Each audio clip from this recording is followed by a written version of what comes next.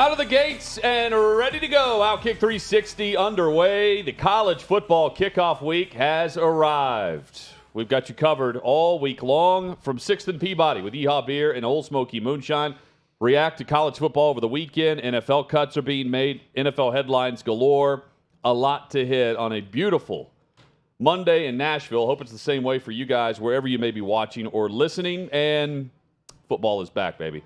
Here we go. Gentlemen, good afternoon. Just in time for a college football week to arrive. Nebraska's football season's already over before it even started after week 0 in Dublin, Ireland. Boys, I'm excited to be here and ready to go for a big week. That Saturday's interesting construct. Hutton had it too, where you're going to a 6 o'clock preseason game, but you've got the bulk of the day free. I got up, I had a workout, went out for a workout, came back. Kind of in a tough place with food. Nothing in the house I was fired up about. I ordered DoorDash, a pricey lunch, brisket. Was fired up for the brisket. Dozed off while waiting for the brisket. Get a message that the brisket is on my front porch. Go out, very eager for this meal, which is a key cog in my day, a pivot point, if you will. Go outside. My dog, my older dog, Finley, who never touches human food, has the bag in the middle of the yard and has eaten all of the brisket and most of the French fries. My $30 lunch in his belly. So that's bad enough. Then I get home from the Titans game, watching the Vanderbilt game in bed. Finley sleeps in our bedroom, has terrible gas from the brisket. Let's say, It's a double whammy. A double whammy. I'm now smelling the food that I did not get to enjoy. I'm glad the story ended not there. in an enjoyable way. Yeah, nothing further. Where was the fam to help out the with the doorbell being rung to go get it? I have a no ring thing set. Just leave it on the front porch. It's my policy. That's tough. Tough Saturday. Not as bad as it was for Scott Frost on Saturday. And this is the challenge of overcoming the storm after a terrible decision, which I'm going to get to. But all of America was watching this game if you're interested in college football, at least based on the Twitter timeline, Instagram posts, reels. Everyone's hashtag NEB, hashtag Nebraska, hashtag Huskers. And laughing at Scott Frost being the GOAT yet again, and stats galore about how 5-21 in one-score games, how he's won only half as much as he's lost, comparing him to Pelini. And meanwhile, if this was your average college football Saturday, we get it, but not to the extent that we saw on Saturday from Dublin live on Fox. And when he went for the onside kick up 11. The stats started pouring in. That only happened twice last year where a team was up by, I think the stat is 2 scores, not necessarily 2 possessions.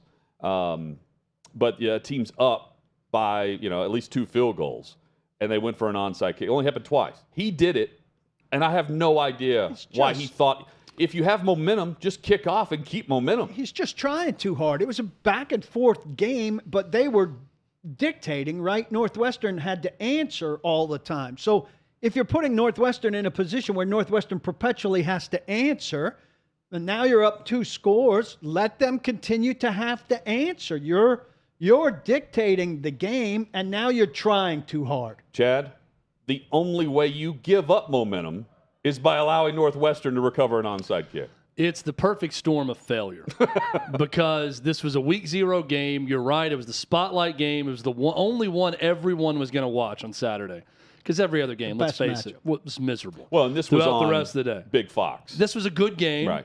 Big Fox. It was a very good game. It's in Dublin, Ireland. It's the Scott Frost referendum tour, as I've called it. Yep. It is tour stop number 1 of that referendum tour in Dublin, Ireland. And he fails miserably with that onside kick. There's no analytical approach that tells you to onside kick it against Northwestern up 28-17 at that point in the game in the second half. There is a video of a rant of a Nebraska fan up right now at Outkick.com that should be hung in the Louvre because it is a masterpiece. It is 6.5 minutes of a guy who starts by saying, I'm doing this rant in the bathroom because that's where bleep belongs. And that's exactly what this program is under Scott Frost and goes about it. So I'm going to steal one of his lines in this. You allowed a team that wins by rock fight to give them a big stone, basically, to throw in this game. You don't give Northwestern a good field position chance. Let them continue to try to rock fight the ball all the way down the field. You're up 2 scores, and you win the war of attrition that way against a Northwestern team that does not have a running option at quarterback, but still was able to rush for 214 yards in this game. That's concerning. Nebraska gives up 528 yards offensively. Their offense isn't the problem. I think Casey Thompson is going to be fine. Yes, he threw some missiles off shoulder pads, a little bit behind guys in this game. One that was a big interception. Opening drive was great. I think Mark Whipple is going to get better and better. He wasn't the problem, even though Scott Frost wants you to believe his offensive coaching staff is the problem. They're not. It is Scott Frost. It is one of the more remarkable sports stories to watch favorite son Scott Frost go home after winning National Coach of the Year and set his program ablaze. This is worse than Mike Riley. This is worse than Bo Pelini was Tom Osborne compared to Scott Frost. This is abysmal. And I've never seen anything like it with their ineptitude in one-score games. It is unbelievable. They split last year, points for, points against in the Big Ten, and they went 1-8. They tied in points and found a way to go 1-8, being dead even and everything else. And the season starts exactly the same. Good job by Northwestern. I mean, they stuck in Great there and found a way to go win it, take advantage of a big judgment mistake, and they got good quarterback play from a guy that people didn't know was going to be the guy, and they go home with the significant win. It made no sense for a guy with his job on the line. You know, the tail's already between the legs because he was forced to fire people that had been very loyal to him. And they've made a change at quarterback, so you can't blame Adrian Martinez anymore for showing up small in big moments. And to be up 11 points in the third quarter, 28-17, and to be Scott Frost and say, you know what? We've got the momentum right now. We're going to go for an onside kick. When at best, you're chancing it to where on the opposite sideline, Fitzgerald's got to be saying, man, I really hope they make a terrible decision and either turn it over or, go for an onside kick so we have a 50-50 shot at getting this thing. And sure enough, they get it, go down, score, and then they score 14 unanswered and win the game. You mentioned Bo Pelini. I could not believe this number. Yeah, this is crazy. After Saturday's loss, Scott Frost is now 15-30 at Nebraska. Bo Pelini was fired after going 67-27 as head coach at Nebraska. If Frost wins his next 50 games in a row, he would still have a worse record than Bo Pelini did at Nebraska. Percentage-wise? Yeah, 67-27. He's 15-30. That would put him at 65. Unbelievable. And he is into year 5 now at Nebraska. But here's his issue. Like, all eyes are on him now. He's fired every other excuse. So it's now on him.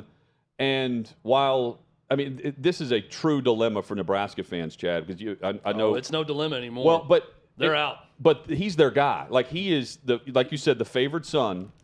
And for him to fail this bad, look, if you sever ties, how does it sever the relationship with Scott Frost in Nebraska? I think he's on his way out. But you're right in this. The Nebraska fan thinking now is, boy, we can't continue on this path. We got to get rid of Scott Frost. But who are we going to hire? Who's good that will take this job? Who's going to really turn around? If Scott Frost can't do it, and, Mike Riley couldn't do it after Bo Pelini. Bo Pelini got fired because he started to lose a little bit at the end, but because he was such a hothead. Yeah. Because he was seen cursing at kids' sporting events and different things like this around Lincoln that they didn't like because they were still in awe of Tom Osborne. Well, Bo Pelini won. You just heard the stats. 67-27 in his time there. He won at Nebraska. So where do you go next? It's got to be better than this. I'm not someone who thinks this is just so doom and gloom that you can't find a good coach to come in and make Nebraska competitive again in the Big Ten and competitive in the Big Ten West, because Scott Frost cannot win close games. But here's what's crazy about their schedule. Even with that loss, now granted, they lost as a 2-touchdown favorite against Northwestern. So there's nothing that's a given. But they play North Dakota. They play Georgia Southern. They should be 2-1 after the next 2 weeks. They get Oklahoma at home. Probably going to lose that game, but keep in mind, with Adrian Martinez, with Scott Frost calling the offense a year ago, they nearly upset Oklahoma on the road. So that could be a close game at home. They get a bye week. Then they get the two of the worst teams in the Big Ten, Indiana at Rutgers, in back-to-back weeks. Then they go to Purdue, another bye week. They get Illinois at home, another one of the worst teams in the Big Ten.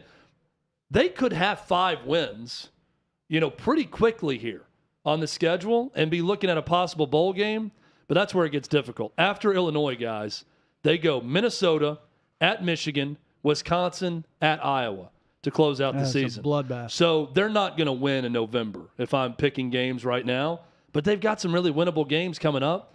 But the key number is 15 to 7.5. That's where the buyout goes, Paul, on October 1st. Currently, it's $15 million. It goes down to $7.5 million. That's the stat. Quite a discount. On October 1st. Now, so that's when they're going to make the move. But when I saw the final score, because I was at Nissan Stadium by the time the game went final, I thought to myself, this is going to be a firestorm.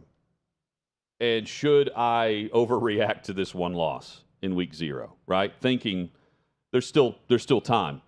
But then you look, when you realize that they beat Northwestern last year. 56-7.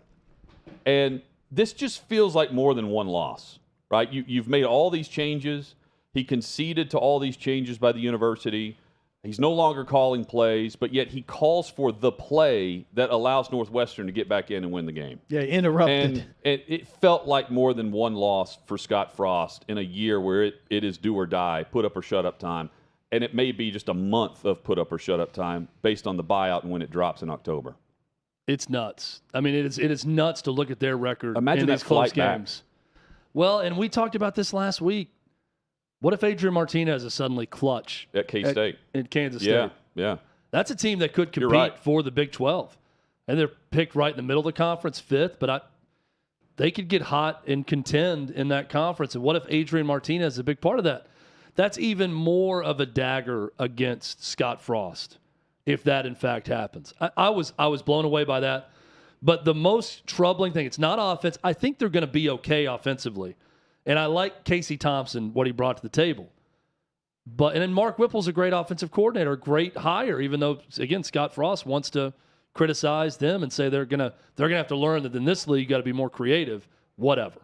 Offensively, I thought they were fine. That defense, giving up that many yards to Northwestern, who was beyond pedestrian a year ago, with Ryan Helinski at quarterback, that is no good. That is not a good situation for that defense. Helinski threw for 314 yards on that defense. I mean.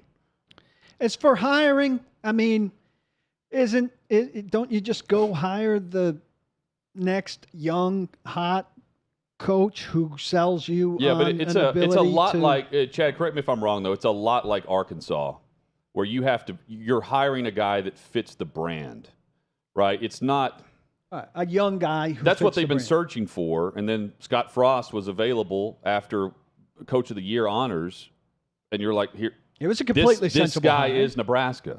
I wouldn't. I don't bemoan the hire. No, I mean, it was a home run. Yeah. I mean, I thought it was at the time. Florida was going after Scott Frost, Yeah. and they ended up hiring Dan Mullen because Scott Frost turned them down to go to Nebraska. I mean, Scott Frost, think about Scott Frost looking around thinking, I left UCF after being Coach of the Year and going undefeated. Josh Heupel came to UCF and parlayed that to Tennessee. Then UCF hires Gus Malzahn, who's probably going to parlay that to go somewhere else again. He oddly enough, he made the wrong decision going to Nebraska, back to his alma mater. Where do you go next? The problem is that next young, hot coach, there's a number of those guys around the country. I can't think of one that's the right geographic, cultural fit in Nebraska. An example, I think Jamie Chadwell at Coastal Carolina is going to be terrific.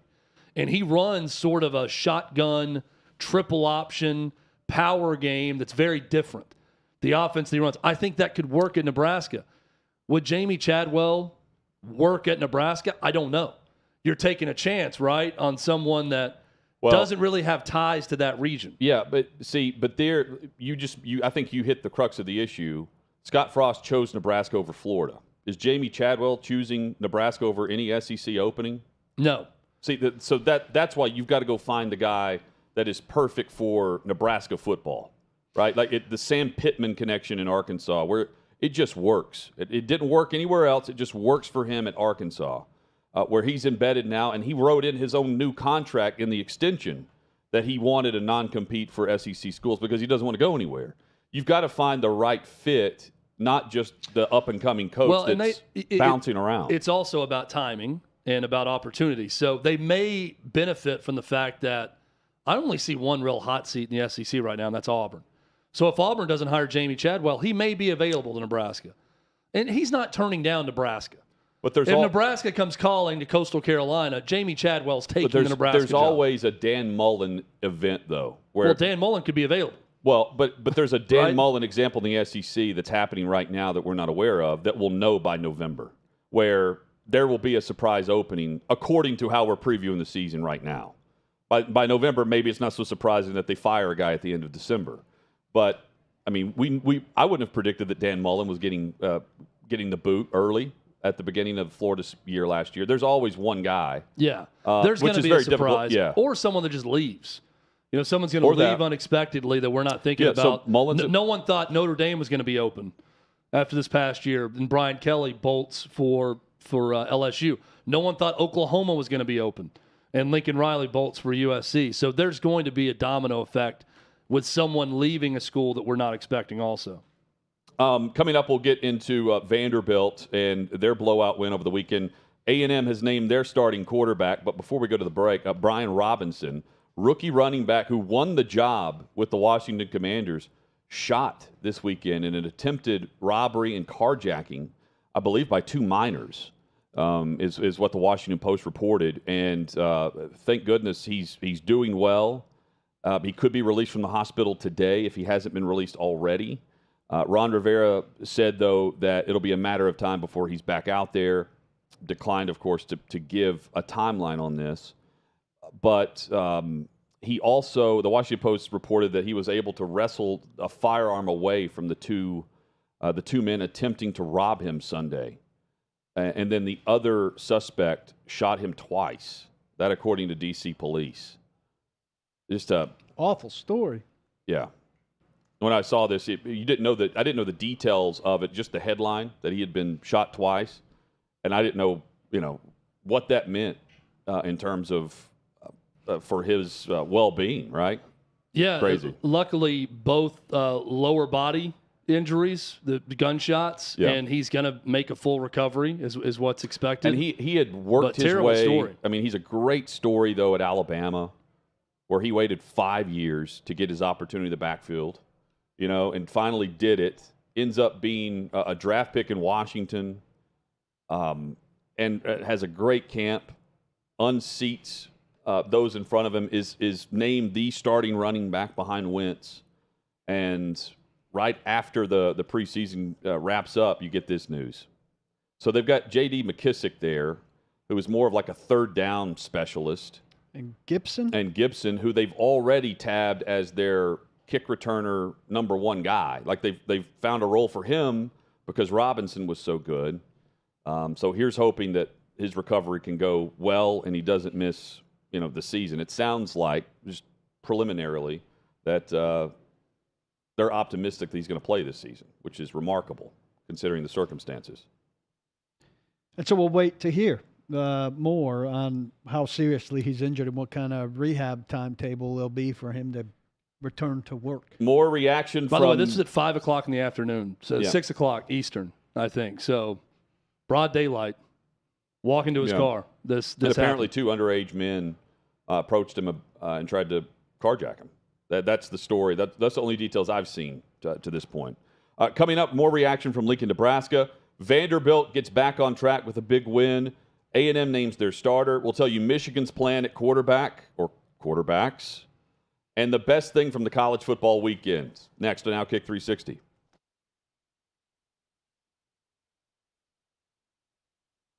Listen, if you missed my show, don't at me.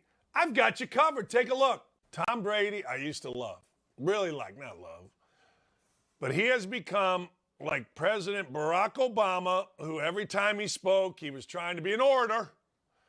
George H. Bush or George W. Bush, whatever one was the most recent one, W. Bush. When they spoke, I couldn't listen. I just couldn't listen. When he speaks now, I can't listen. I hate it too, because I like the guy. Dennis Rodman. Dennis Rodman says, and I'm quoting here, hey, look, I know Putin. I know what Putin's all about. Yeah, I do. I know what Putin's all about. And I'm going to go get this done because, well, I can. I can speak to these people. So, Dennis Rodman is going to Russia. He says he has permission. He's going with the express thing to get Brittany Griner out of her jail cell. And I am here for it. I could not be more here for this. Matt Stafford, you better keep him healthy. Backup John Wolford, you can have. Offensive line, mediocre. Defensive front, Aaron Donald, who should be suspended. Of course he should be suspended. Can't take your hat and start beating people. Now the Rams try to get in front of it by saying, we've handled this internally. Yeah, pull this and place jingle bells. You got Jordan Fuller, you got Jaden Ramsey, you got Leonard Floyd, you got some pretty good players. They'll be very good, but I'm telling you, I can go through this and show you how they wouldn't win 10. Maybe they lose first game. Join me, 9 to 11 Eastern Time at Outkick.com.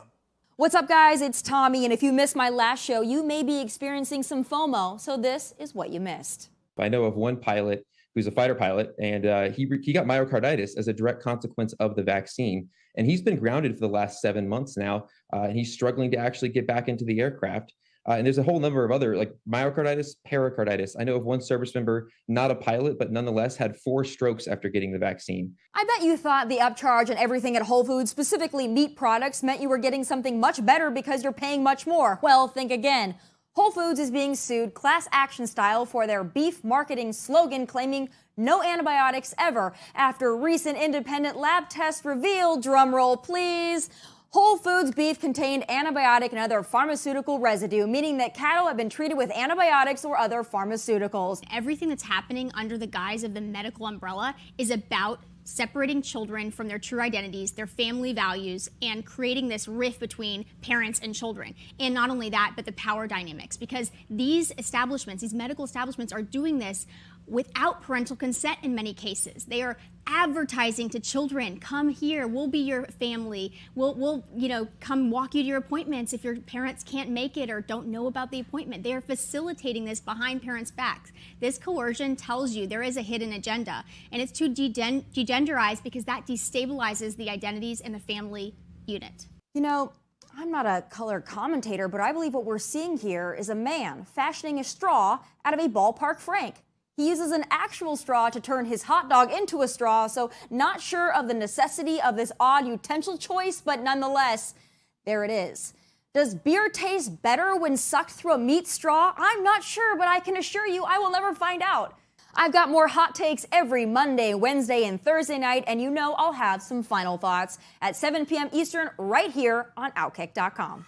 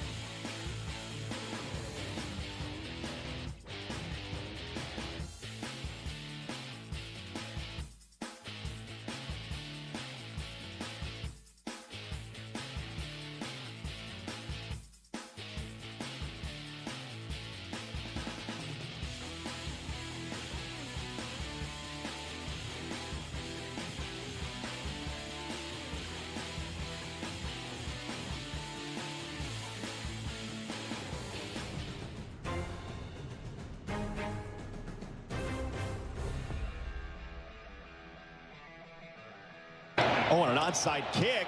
Northwestern is on it.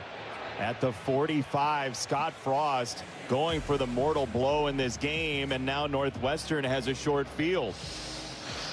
I don't know about that.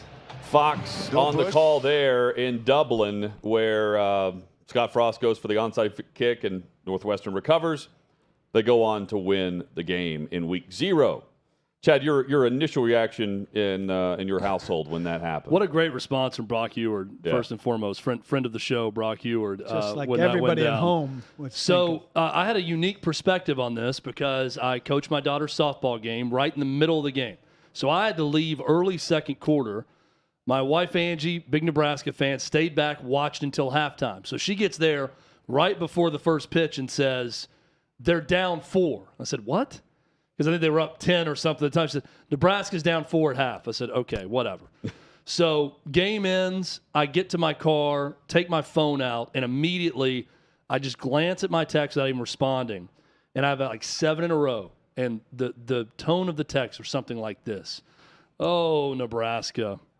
Oh, how are things in your house? Oh, goodness, Scott Frost. So I'm thinking, this is bad.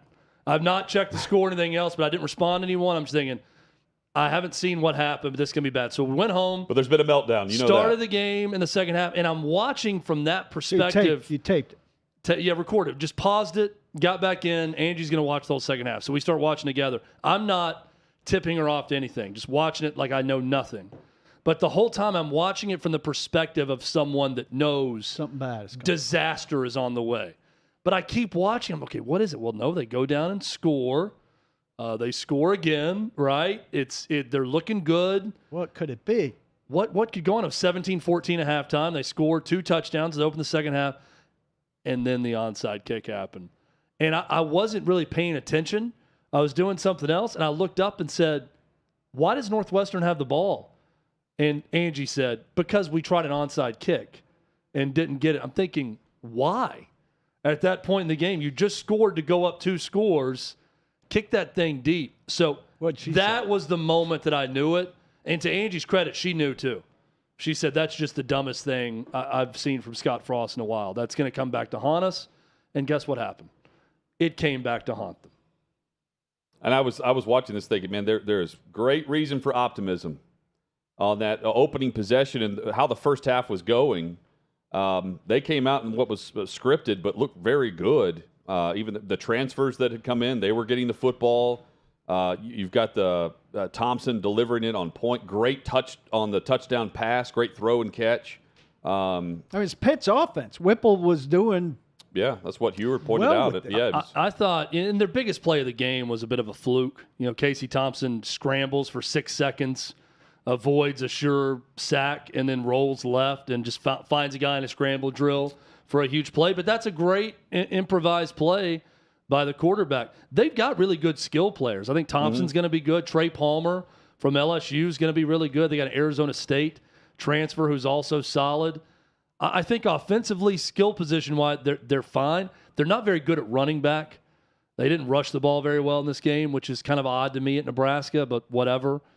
Defensively, guys, that's where I was very disappointed in Nebraska in this game because Northwestern does not have a good offense. They did well, but when you rush for – the one that jumps out to me is giving up 220 yards on the ground to a team with a quarterback who cannot run. It's one thing when you've got the quarterback run option in your offense. You're going to give up rushing yards that way.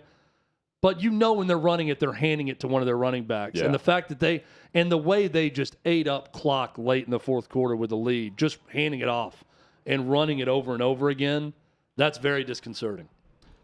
So speaking of offense, Vanderbilt showed some offense Saturday night in Hawaii. 63-10, the final score. I'll get to Hawaii in a moment here because that certainly played a massive factor in everything. But props to Mike Wright and the offense for showing up. It was a slugfest at the beginning of this where Hawaii comes down. They get the early 7-0 lead. Vanderbilt's able to answer offensively, and then Anthony Orji recovers a fumble for a touchdown and scores on defense to go up 14-7, and then the onslaught happened. C.J. Taylor had a fumble recovery and ran it in for a score. And then you had Mike Wright just go off. And I'm thinking third quarter, whenever it's like 50, it was like 51 or 52 to 10. I'm thinking maybe this is where they're going to put some backup quarterbacks in, and they ran him back out there again. And I don't blame Clark Lee or anyone that was behind discussing what to do with the quarterback spot there, because this is a big bounce. They're able to hopefully bounce off of this with some momentum going into their second win against Elon. And the over-under in Vegas right now is 2.5. I mean, when we talk about success at Vanderbilt, this is incremental success going on the road and beating Hawaii. But they looked like a completely different team than a year ago. And that is a great sign for a program that is desperate for any ounce of positive energy right now. I was wrong about Mike Wright. He was the perfect guy to start in week one because he ran up and down the field against Hawaii. He had an extra jet of speed down the left sideline for a touchdown that was very impressive on a long run. And then delivered the football with some great poise and strikes against that Hawaii defense.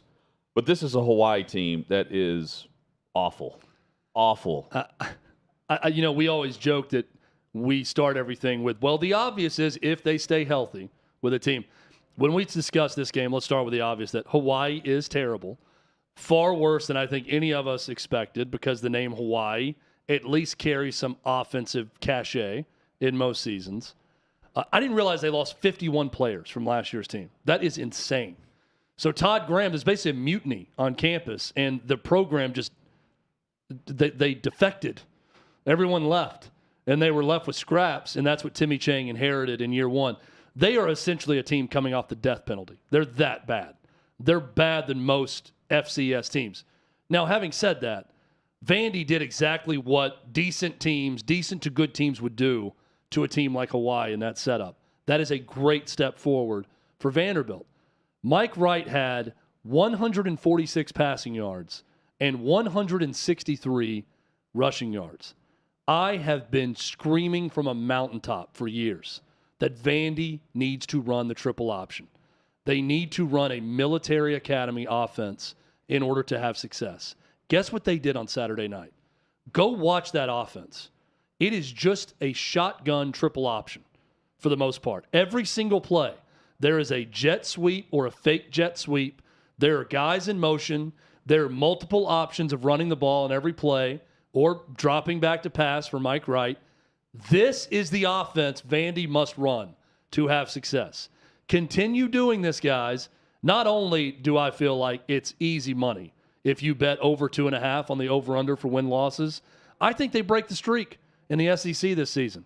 I think they're going to get someone at some point if they continue with this philosophy of running the quarterback and they're able to keep Mike Wright healthy. I think it's hard to take anything from that, as bad as Hawaii was, and translate it into a SEC game. But had to feel cathartic for them to do that. On the one Mike Wright, the long run, there was a wide receiver block that was enormous. That was the kind of thing a team will rally around and go crazy about. And I felt terrific for them that they not only won big, but won giant. And to cap off a trip like that where you're spending a week over there and doing the whole, giant trip, taking so many people over there and getting a result like that, certainly something to build on. And it should carry over to Elon. I don't know about Northern Illinois. And so, to me, that's the game that determines the 2.5. I just don't get the fear of that. It's amazing to me how many Vanderbilt fans would interact with me on Twitter. And even after watching that game, again, I get that it's Hawaii, but it's 63-10. They put up 601 yards of offense. They would have not have done that a year ago. They have taken a step forward. Now, I'm not saying that's going to lead to a bowl trip this year, but I think you can get them 4 wins. I think it'll keep them competitive, at the very least, at Northern Illinois. I think it gives them a chance to beat Wake Forest if Sam Hartman is still out with whatever illness or injury he's dealing with right now. I do think that the expectation level should rise just a tick. And what I mean by that is Vandy fans should expect to get someone in the SEC this year. I don't know if it's South Carolina at home. I don't know if it's Missouri. They need to get someone. They almost did it last year against South Carolina. They played a very uninspired Ole Miss team in November and were within one score late and lost by 2 scores, I think. But I think that streak could come to an end this season. And there's reason for a little bit more hope at Vanderbilt in what was, let's face it, a hopeless offseason based on what they did a year ago. I'm still right on the fence of the 2.5, even with what we saw. 51 players left, like you said. The team they beat was a 0. The other key here for them to, you can't get away with throwing for 150 yards in the SEC and at quarterback and expect to win the game. You can do that if you're going to get 2 turnovers for touchdowns defensively. Is the SEC school going to allow that? That's how Vanderbilt can stay in the game if their defensive players are going to step up in big moments and break a game open the way Orji and Taylor did.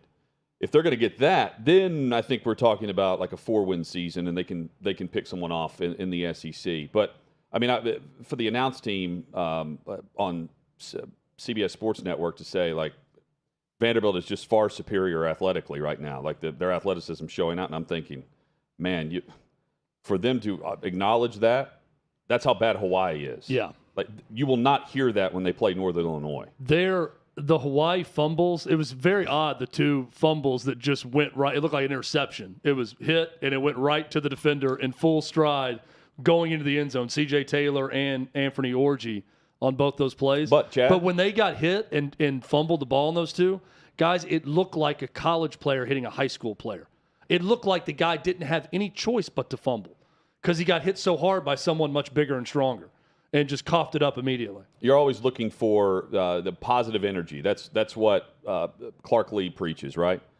The positive energy here off that game that you can carry over, aside from, they beat who they needed to beat. They didn't really know what Hawaii was going to do. There were a lot of unknowns. We went through the depth chart last week. There were a lot of players listed on a first team. They have 20 players listed on a first team defense. So you didn't know what it was going to look like. But I know what that sideline looked like when they lost to ETSU last year. And so does Clark Lee. When they got down 7 points, he's looking on the sideline the third quarter going, oh, this is awful. They are not in it mentally. They're done. And when Hawaii goes down and scores, and it was a back-and-forth slop fest in the first quarter, and you're thinking, man, it's going to be a grinded-out game. And then it broke open. I think there's some positive energy that they can use off of that on how they just stuck with their game plan and rebounded off of what was something they didn't really know what Hawaii was going to do, right? So they treated Hawaii like Hawaii. They should treat Elon that same way. And then they're off and rolling on what was all they could do is go 2-0 in this start, and they should do that.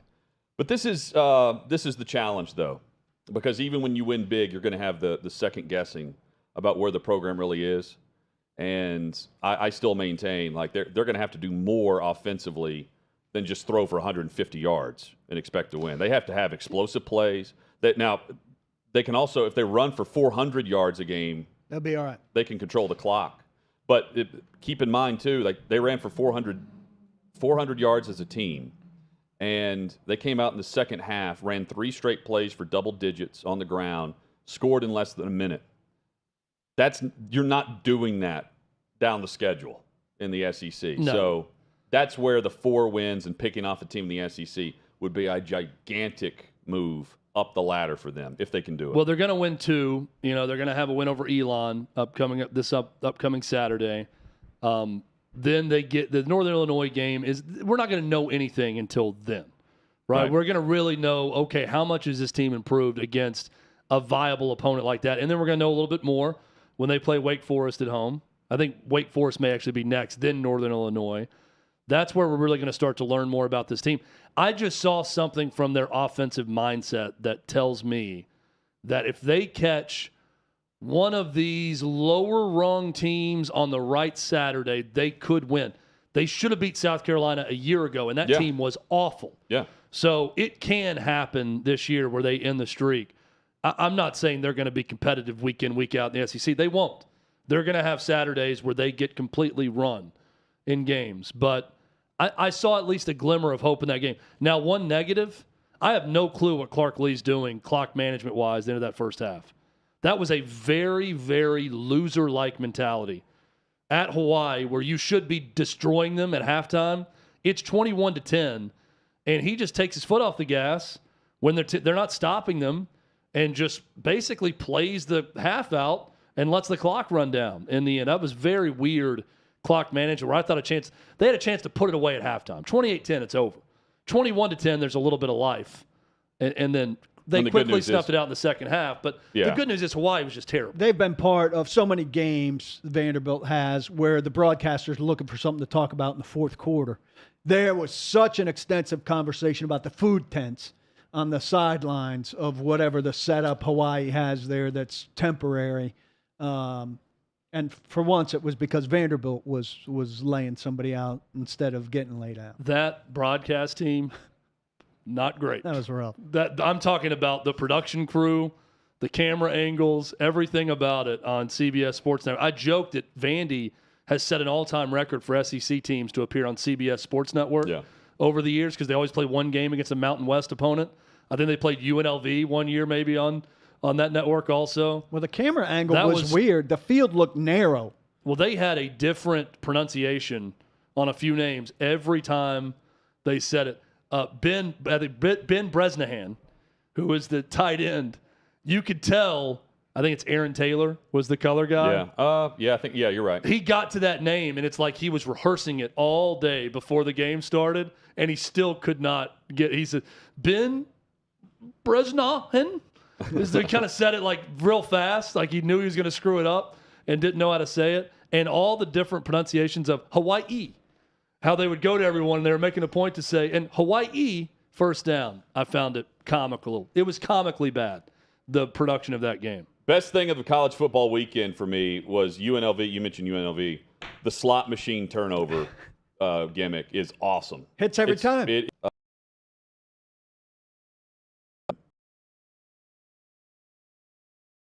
Get a turnover. Love it. It's perfectly placed. Haynes King named the A&M starter over Max Johnson, so we'll see Haynes King run it back after playing the first two games last year, getting hurt.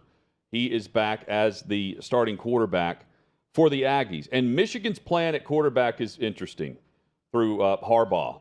They're going to start Cade McNamara against Colorado State this weekend, and then they will play J.J. McCarthy as the starting quarterback against Hawaii. And week 3 is when Harbaugh says they will make a determination on who the starter will be. So each get a tryout against teams that are far less. Colorado State's horrible. Are they as bad as Hawaii? They're awful. They're real bad. They're better than Hawaii. Because we know McCarthy's going to have a very easy time against Hawaii based on what we just saw. Yeah, so after week 2, they're going to make their starting quarterback decision. The games, but when you've got games like that, it makes sense to let them each get a full game in and then continue to evaluate. And he released like a very lengthy statement about the decision and signed it, Harbaugh or whatever. But it just says both quarterbacks have played great this offseason in the battle. Our decision is we're going to start this guy here, this guy there, and we will make a determining decision on the full season starter going into week 3. And he said that in the statement, he was like, both guys could win a championship for us here. That's how good they've been. What's crazy is that Cade McNamara has won a championship there and does not get the benefit of the doubt to come back as the starter, as the incumbent. I mean, he beat Ohio State, and Michigan won the Big Ten a year ago and played in the playoff, and the guy may lose his job. That's also a testament to McCarthy and how good he could be for Michigan. Coming up from starter to former closer, Chapman, and the injury or ailment. Yeah, ailment. There you Goodness go. gracious. Based on something he's done off the diamond that's keeping him in the dugout. That's next on Outkick 360.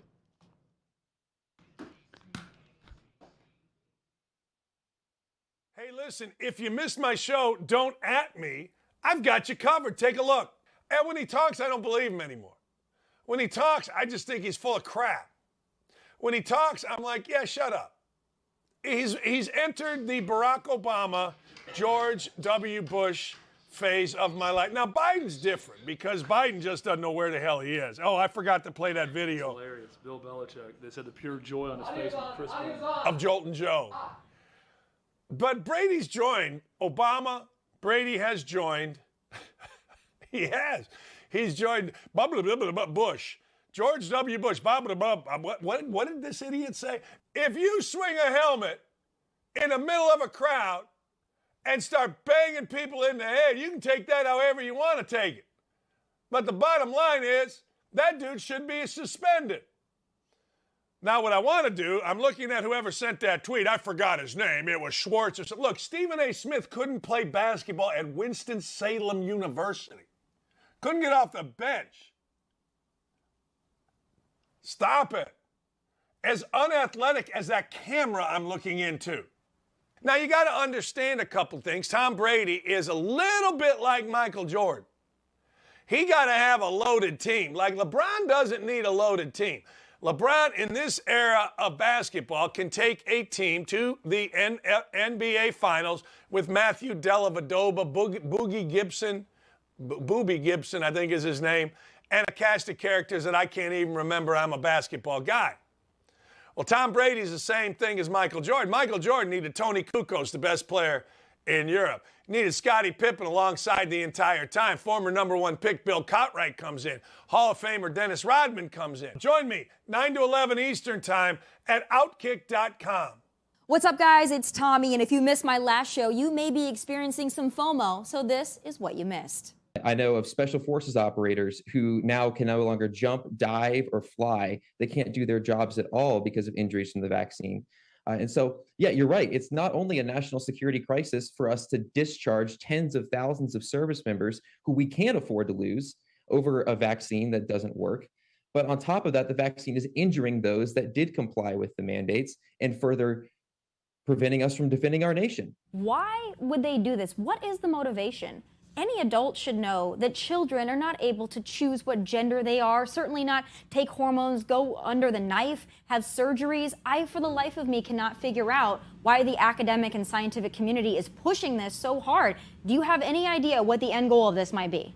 Well, I do. I mean, you look at in Marxist history, they did this. They attacked the identities of children. They subverted the parent-child bond. And everything that's happening under the guise of the medical umbrella is about separating children from their true identities, their family values, and creating this rift between parents and children. Hold on to your hats, folks. I'm about to tip my hat to Governor Gavin Newsom and uphold my vow to give credit where credit is due. So here it is. And for Gavin, the bar is low, but I have to give him props for this.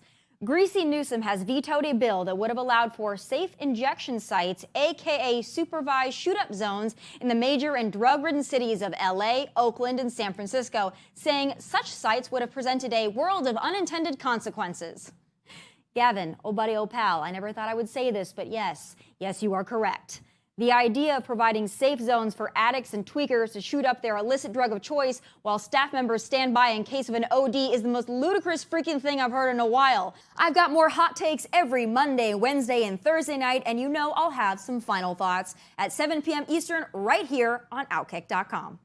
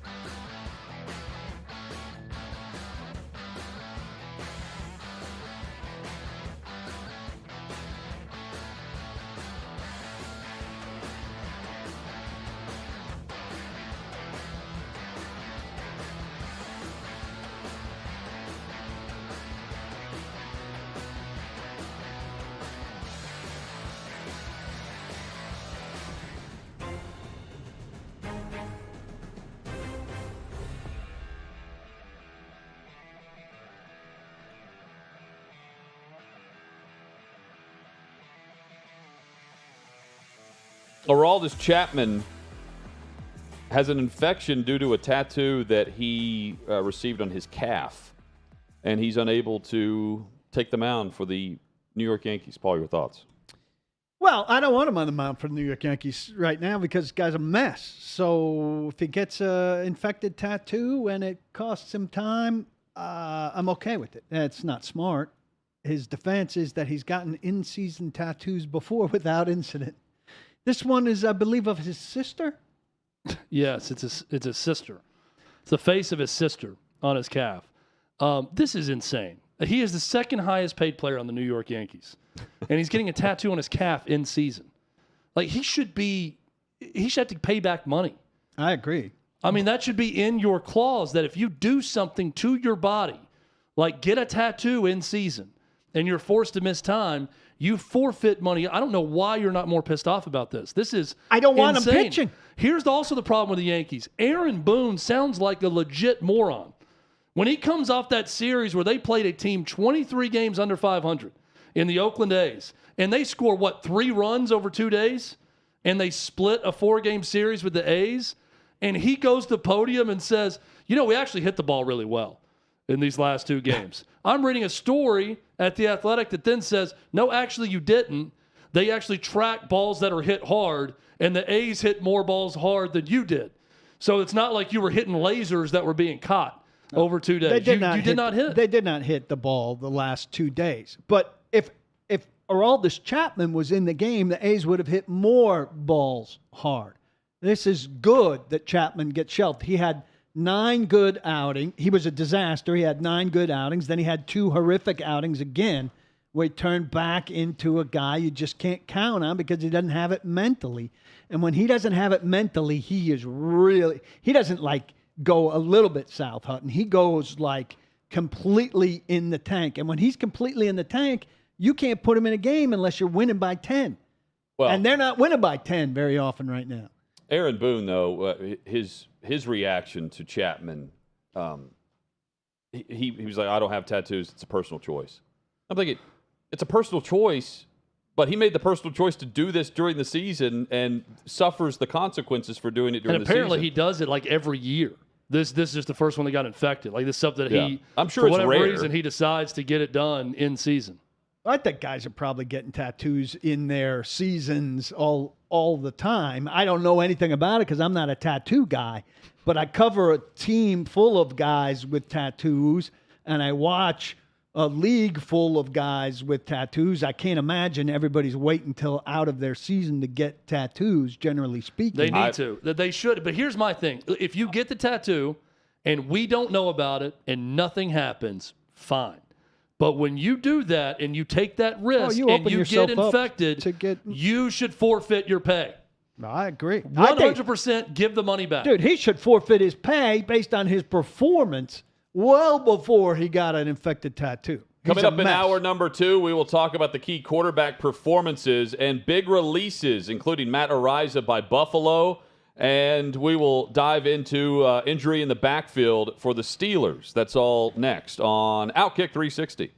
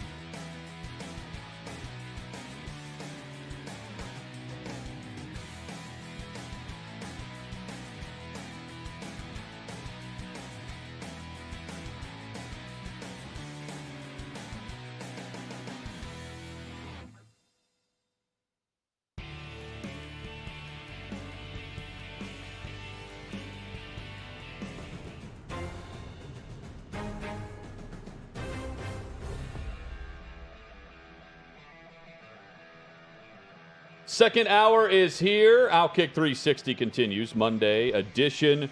6th and Peabody, our location with Yeehaw Beer and Old Smoky Moonshine. You can watch the show at Outkick.com and listen across the Southeast and beyond across the great Outkick radio network.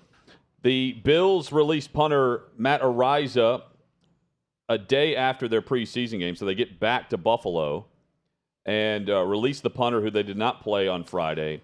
And then they attempt to try and correct the team's statement that was sent out on Friday where they claim to have done a thorough investigation, a thorough inquiry into the matter. Review? Was that the exact phrase? Yeah. The word they use is examination. And then their general manager, Brandon Beane, after their preseason game says, yeah, we should have probably used a different phrase other than thorough. The word should have been the examination and investigation is ongoing. And that they hit the right tenor and tone of this in the press conference in person, but the statement made it sound like that they had done their due diligence based on the facts they had and made the determination that he was on the roster. And then more details came out that prove otherwise with what is going on. He released a statement through his attorney, through his agent, where they said everything's going to clear itself in court, and then Matt will be back kicking again soon in the NFL.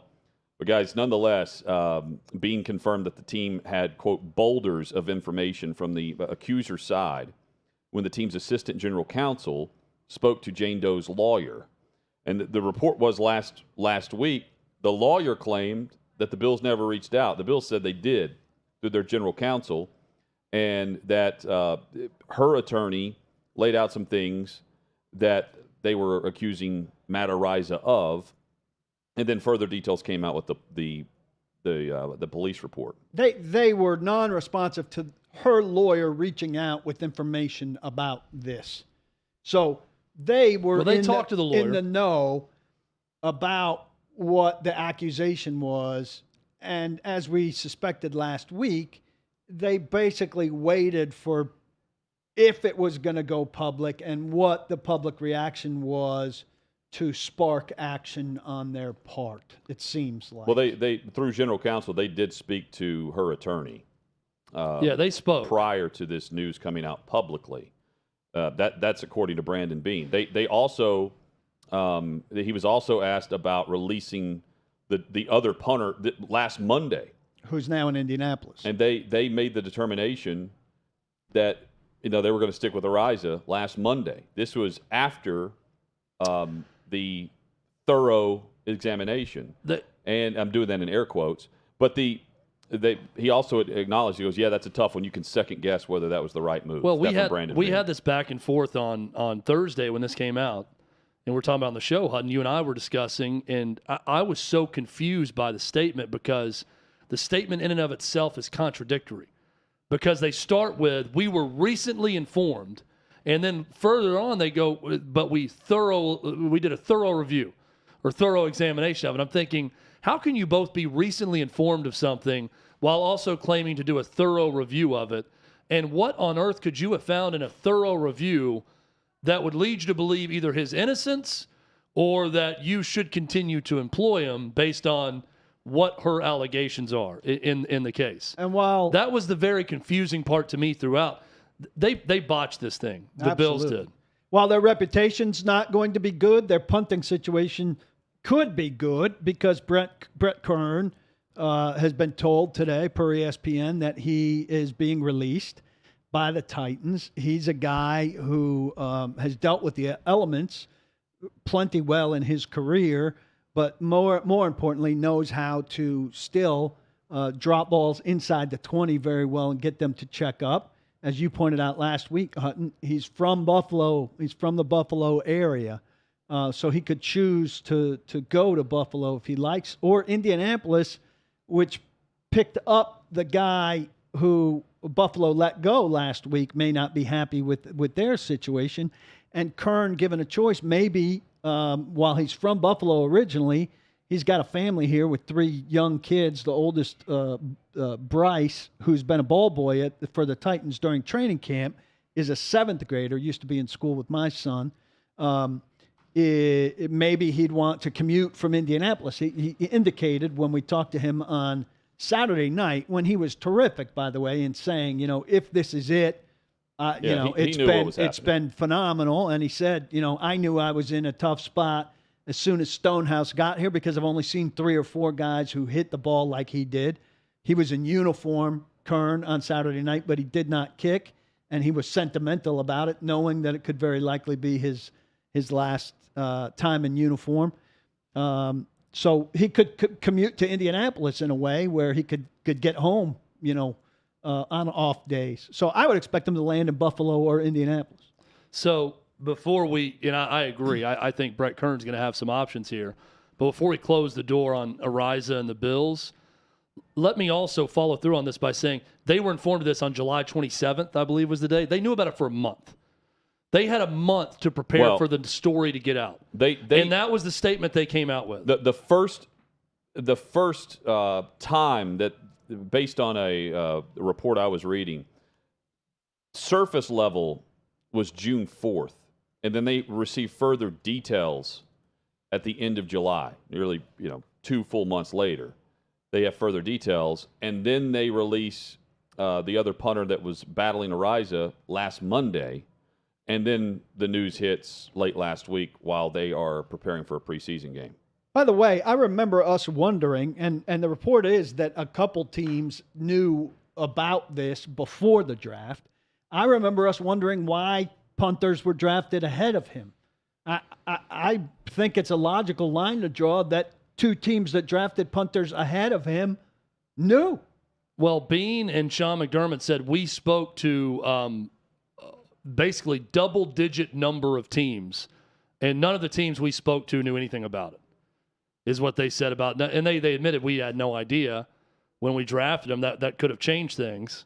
But saying that the teams they spoke to had no idea about this accusation. By the way, it was Barkley who punted for the Bills. He punted 4 times. He punted well. The one I saw, he punted well. Jordan Stout was selected in the 4th round by the Ravens, and Jake Camarda was taken by the Bucs 3 picks later. So the Bucs and the Ravens picking 2 other guys in the 4th round, 130 and 133. I would conclude that they knew when they passed over a guy who was one of the best. Didn't he set NCAA records with what he did? Well, he's the award winner.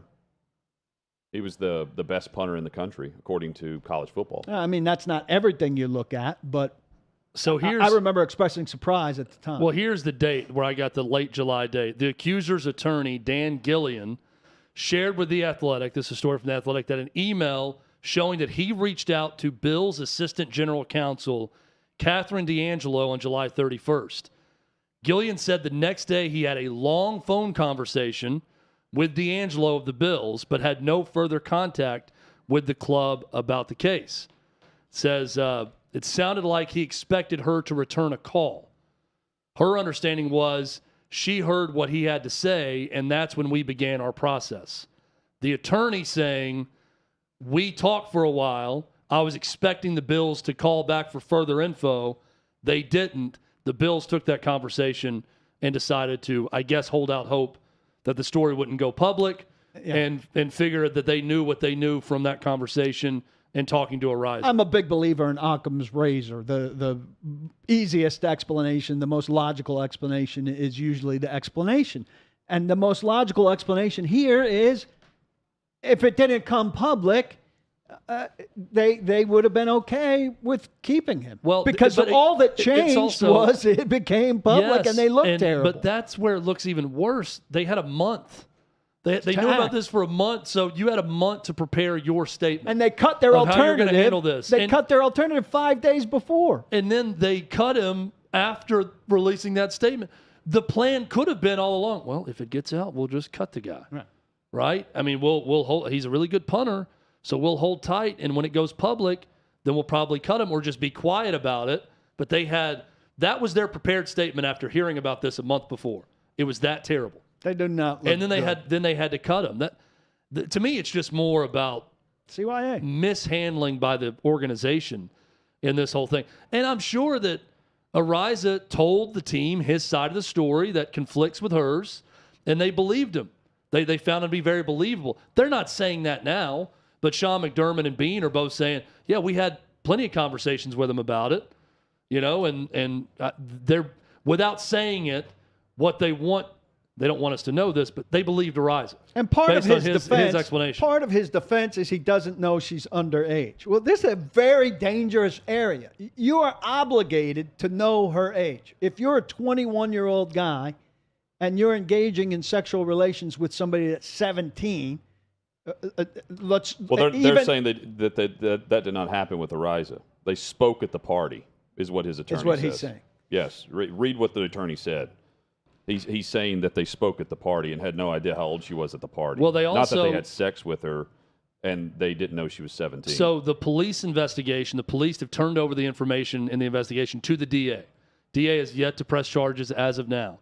But as part of the police investigation, they listened in while she called Araiza the next day. Who told her to check for STD. I pointed this out. Yeah. I pointed this out last Friday. They wiretapped and were feeding her questions, and he was onto it because after the second question that was asked to him, he abruptly said, "This is Matt Araiza, and I don't remember anything from that night," and hung up the phone call.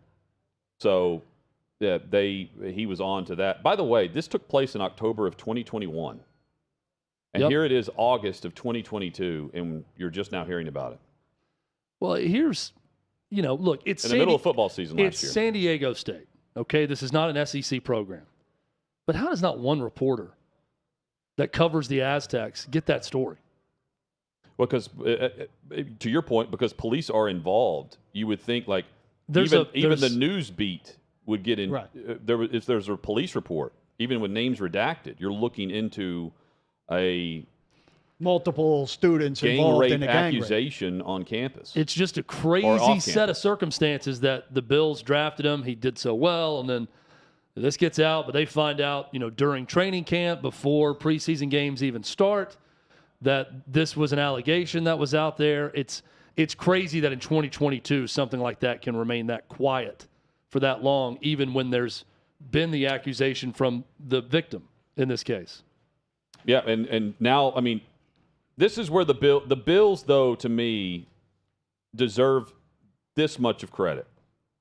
He's holding up. Very small credit, because the way that both the head coach and general manager came across after the game, you could tell it really bothered them, and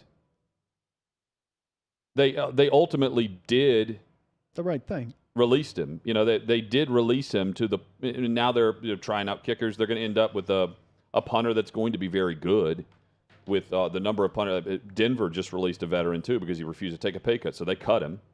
There are a number of veterans on the market right now, and this is an organization that doesn't punt very often.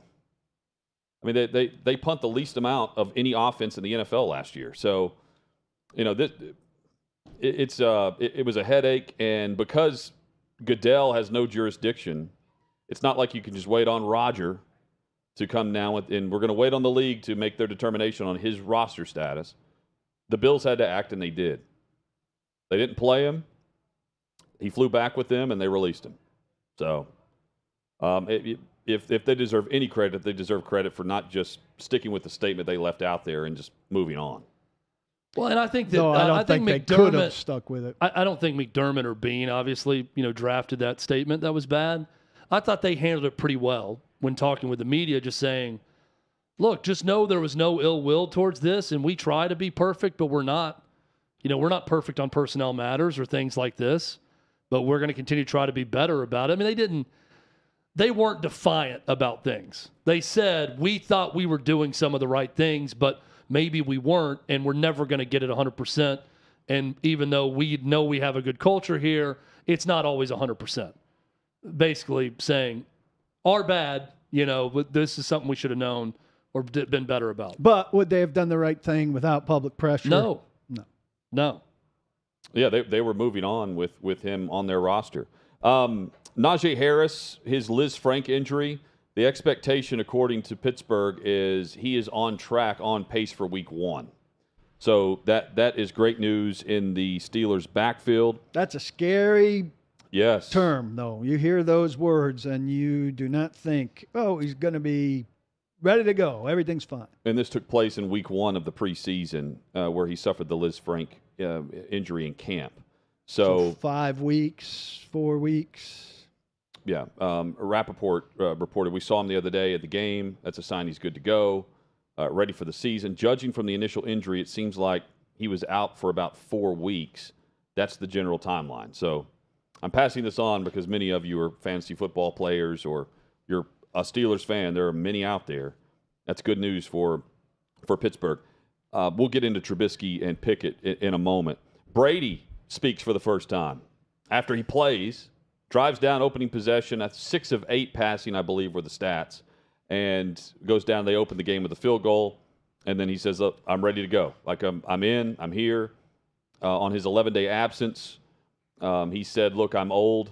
I've got a lot of bleep going on.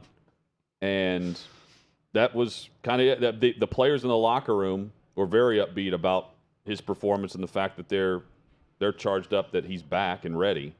It's just still a weird vibe. The whole thing is confusing. The bigger issue, though, they suffered another injury on their offensive line. They're down. Going into the preseason game based on injuries, they were down to their 3rd-string center with 2 guys on the men, including Hainsey, who's already replacing the veteran starter. So I don't want to try to read too much into the interpretation of what Tom Brady's saying here, but I feel like I'm pretty confident saying this was not just some preordained family trip that he went on with the personal issues. So read into that how you will. I don't know. The quote, it's all personal. Everyone's got different situations they're dealing with. We all have really unique challenges in our life. And he paused. He's like, I'm 45 years old, man. I got a lot of bleep going on. We all have. Just got to figure out life that's as best you can. It's a continuous process. Yeah. So I would say, and look, I understand it's Tom Brady, but he's basically acknowledging everybody in his locker room and everybody in every locker room has a bunch of bleep going on. And those guys don't get 11 days off. So, he's a special circumstance guy. I get it. But the 35-year-old guy in every other locker room also has a bunch of bleep going on and worked through it for 11 days. That line, by the way, could sum up my life at times, except I'm 40 and not 45. I'm 40 years old. I got a lot of bleep going on. Everybody I love the way he said that. Yeah, I mean. Whatever it is, he doesn't want it out. He doesn't want it out. I mean, I just took it as there's something bigger going on here that he doesn't want people to know about. This is not a simple, but again, it's also odd that this was talked about and discussed before camp started, that there was some sort of plan, right? Todd Bowles said, we knew about this before camp. So I don't know. I mean, there's an ex-wife involved here. There's another son from a previous relationship. I don't know all the things that go on in his life when he says I'm 45, and there's a lot of things happening with him. And his oldest son, Jack, did have a birthday during that 11-day span. I mean, again, we're all piecing this together, but whatever it is, he's not going to acknowledge exactly the specifics of where he was and what he was doing. And you're talking about his offensive line. I'm having a hell of a time picking somebody in the NFC. I mean, I've gone through the NFC over and over. I don't like anybody. I don't have a hard time picking someone in that division, though, even with his offensive line. Not in a good spot. Because the division's not good. Yeah. But what division is good? That's my point. Did you see that? So we don't 49ers subscribe to the 49ers. Yeah, the Rams are going to be great. We don't subscribe to the NFL Top 100 list, but Brady was listed as number one player in the NFL. And at first glance, you're like, really? Brady's better? And you start thinking about all the players. Aaron Donald's first one that comes in my head. But at 44 years old, he threw more passes and more touchdown passes than any quarterback in the NFL. And if you deep dive a little further on where he ranks in key categories, passing yards last season, number 1 in the league. Passing touchdowns, 43 of them at age 44, number 1 in the league. Sack percentage, they protected him best among any quarterback, number 1 in the league.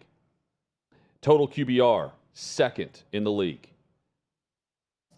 Wins, 1st in the league. Like everything that Brady, it's hard to argue his level of play at the age that he's like, it's very difficult, Paul. What clicked with what you said is hard to pick a team. It's so difficult to pick against him, no matter what is in front of him. Well, that sack number's going up, or #1 the completion in points, percentage. #1 in down. touchdowns for an offense, 61 total touchdowns, 498 total points as an offense. I mean, it's just They were terrific. They're in all the key categories. He's first, second, or third in the league. Out of his 3 Bucks teams, we're going to agree the personnel on this one's the worst? Well, his offensive line, yes. I mean, Ryan, Definitely his protection would be. handpicked guys aren't there, but his top wide receiving core is pretty good. And believe it or not, Julio Jones continues to look like Julio Jones from 3 years ago, according to reporters. It's just amazing to me that I feel like Tom Brady, he's going to skate by on this, and no one's going to know until he decides to talk about it in a documentary series that he's doing, and he'll just tell people what never it was. talk about it at some point. But no one's going to report it, and it's done. Thing is, his documentary series is out already. He talked about it, but didn't talk about it, and now we're moving on. It's season time. Games start to count on now. to Cincinnati. Yep.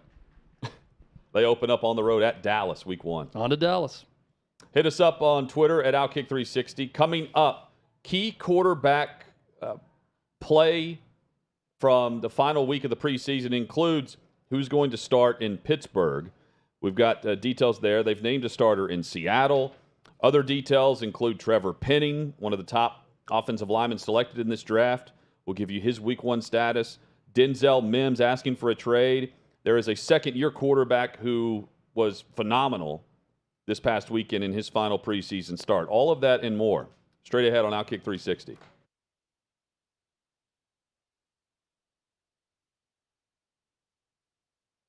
Hey, listen, if you missed my show, don't at me.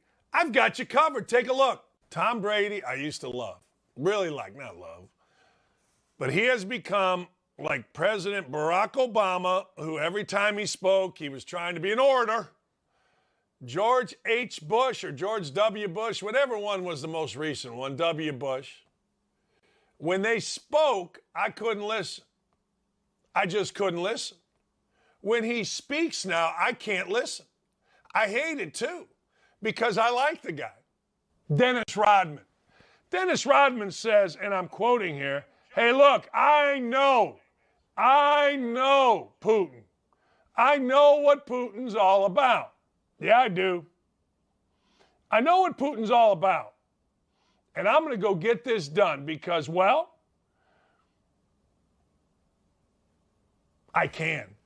I can speak to these people. So, Dennis Rodman is going to Russia. He says he has permission. He's going with the express thing to get Brittany Griner out of her jail cell. And I am here for it. I could not be more here for this. Matt Stafford, you better keep him healthy. Backup John Wolford, you can have. Offensive line, mediocre. Defensive front, Aaron Donald, who should be suspended. Of course he should be suspended. Can't take your hat and start beating people. Now the Rams try to get in front of it by saying, we've handled this internally. Yeah, pull this and place jingle bells. You got Jordan Fuller, you got Jaden Ramsey, you got Leonard Floyd, you got some pretty good players. They'll be very good, but I'm telling you, I can go through this and show you how they wouldn't win 10. Maybe they lose first game. Join me, 9 to 11 Eastern Time at Outkick.com. What's up, guys? It's Tommy, and if you missed my last show, you may be experiencing some FOMO, so this is what you missed. I know of one pilot who's a fighter pilot, and he got myocarditis as a direct consequence of the vaccine. And he's been grounded for the last 7 months now, and he's struggling to actually get back into the aircraft.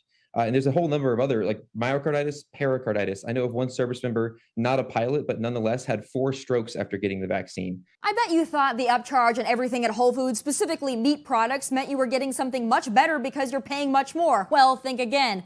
Whole Foods is being sued class action style for their beef marketing slogan claiming no antibiotics ever after recent independent lab tests revealed, drumroll please, Whole Foods beef contained antibiotic and other pharmaceutical residue, meaning that cattle have been treated with antibiotics or other pharmaceuticals. Everything that's happening under the guise of the medical umbrella is about separating children from their true identities, their family values, and creating this rift between parents and children. And not only that, but the power dynamics, because these establishments, these medical establishments, are doing this without parental consent in many cases. They are advertising to children, come here, we'll be your family, we'll come walk you to your appointments if your parents can't make it or don't know about the appointment. They are facilitating this behind parents' backs. This coercion tells you there is a hidden agenda, and it's to degenderize, because that destabilizes the identities in the family unit. You know, I'm not a color commentator, but I believe what we're seeing here is a man fashioning a straw out of a ballpark frank. He uses an actual straw to turn his hot dog into a straw, so not sure of the necessity of this odd utensil choice, but nonetheless, there it is. Does beer taste better when sucked through a meat straw? I'm not sure, but I can assure you I will never find out. I've got more hot takes every Monday, Wednesday, and Thursday night, and you know I'll have some final thoughts at 7 p.m. Eastern right here on Outkick.com.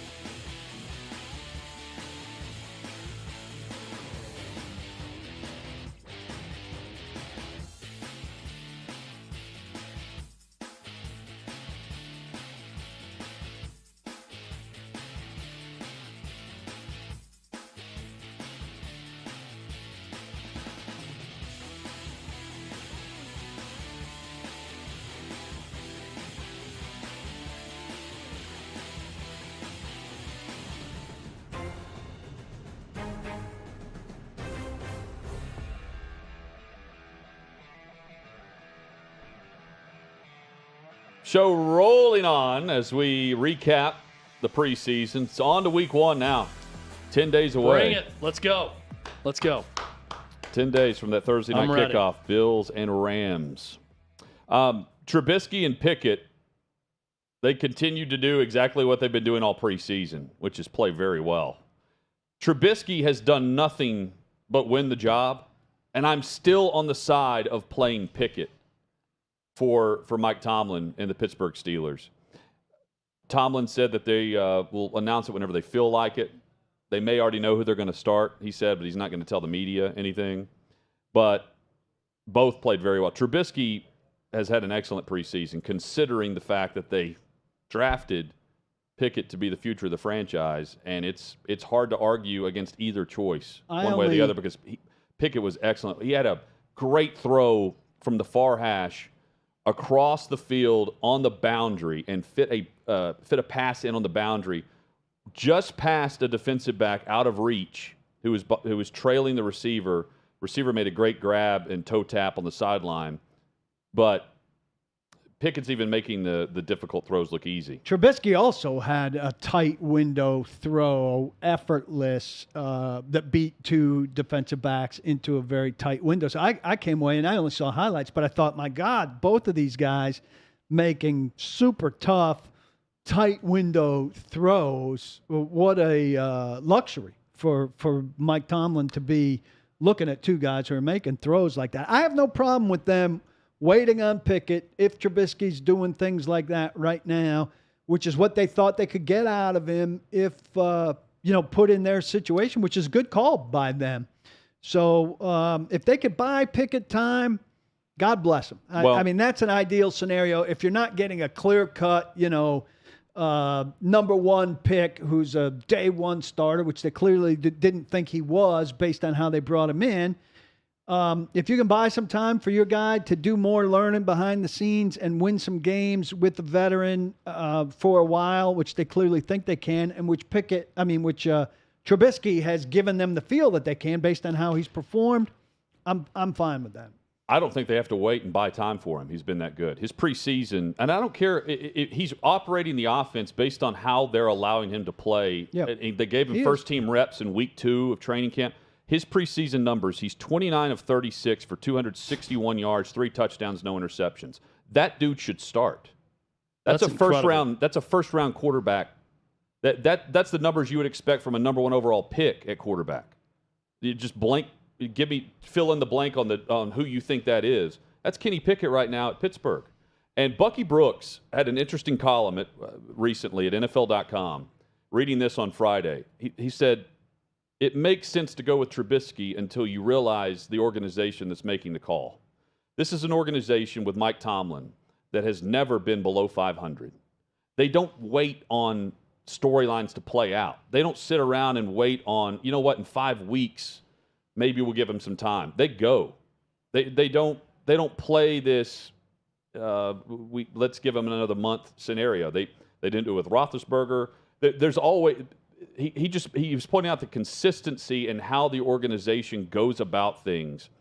They are very abrupt and decisive. They don't have a plan where there's like, you know what, maybe the bye week's a good time to insert the backup.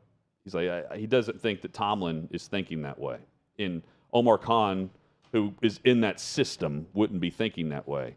But the other side of the coin here is it's hard to argue against what Trubisky's done. And he was yet again very good yesterday in the final preseason game, and he started. So it's an interesting decision, but Pickett has done nothing but win the job. That's what's so intriguing by it. I would go with him. If he's the future of your franchise, I would start him. I agree. I would go with him, and I also don't think Trubisky's been bad. But why are you going with Trubisky over Pickett? You're just saying his little bit of experience, even if he wasn't very good in Chicago, plays such a factor that we want to go with him early in this season before Kenny Pickett. I understand that rationale, but is that really a reason to start someone who, let's face it, you drafted in the first round because you believe they are better than the guy you've got? You draft a first-round quarterback to eventually start a first-round quarterback, so you think that the long-term potential is better. Is he better in the short term? We'll find out. I don't know about you guys. We're working on some predictions across the league right now. When I really take a look at Pittsburgh, I got a hard time believing they're not going to be kind of a sleeper surprise in that division this year, especially if Kenny Pickett hits it big and shows off some of the promise he's shown in these preseason games. Well, you wouldn't be saying that based on – there was a scare last night, or I'd say last night. The game went long in their final preseason game with T.J. Watt among them getting hurt. And the quote was Tomlin said in a regular season game they may have been able to go back in. But there was a sigh of relief from Steelers fans. Yeah. That's one of those where, like my old freshman basketball coach, when you yank the cord out of the wall for the scoreboard and just get on out of there. All right, guys. Well, can't have any more fun now. Let's go. Everybody, let's go to the locker room, and let's get out of here and get ready for the season. Yeah, they dodged a bullet on the injury front yesterday.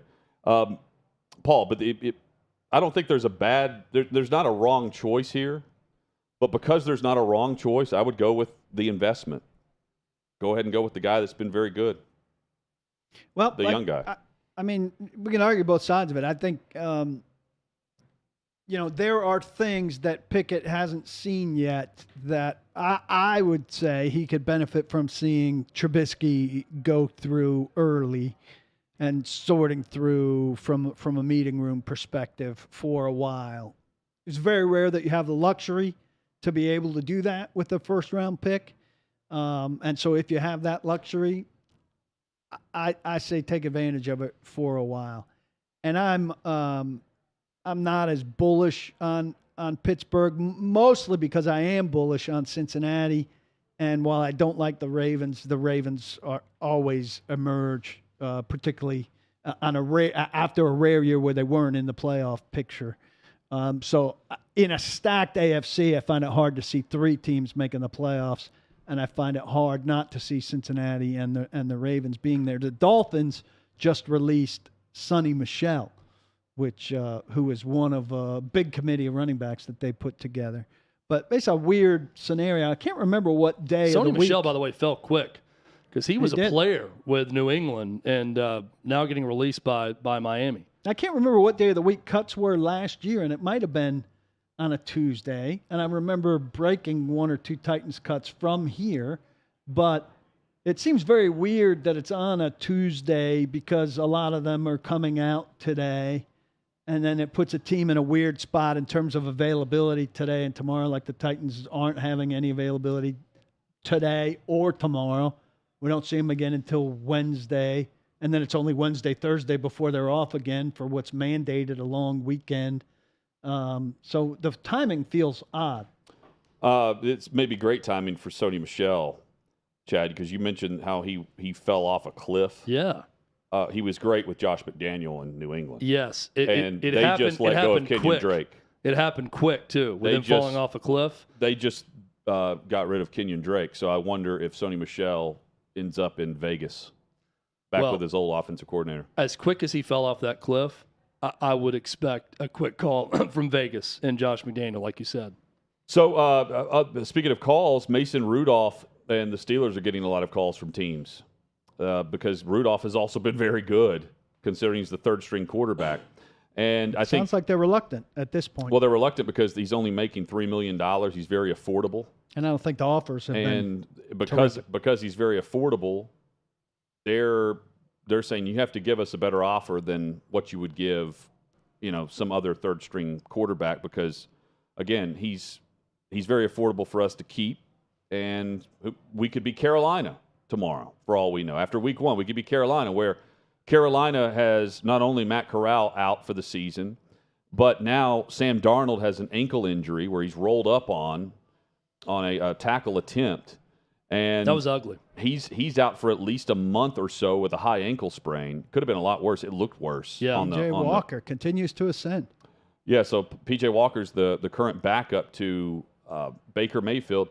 Baker Mayfield, who lowered his shoulder on a defender on the sideline again in preseason duty, then went over and apologized, shook the dude's hand for hitting him too hard on the boundary. And I'm thinking, what are you doing? You did this last year in week 2 against the Texans.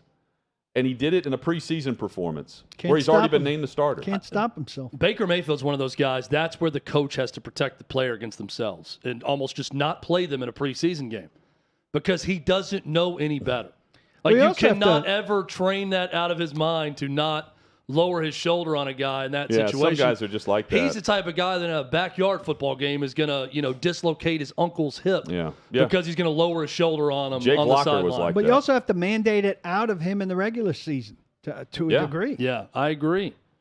But that's the concern with Mayfield now, though. That's always been the concern, though, was his frame and how he played the game. There's concern of Matt Corral coming in the league also from Ole Miss. Yep. So the other injury of note at quarterback is Tyrod Taylor with the Giants. So he's the backup to Daniel Jones.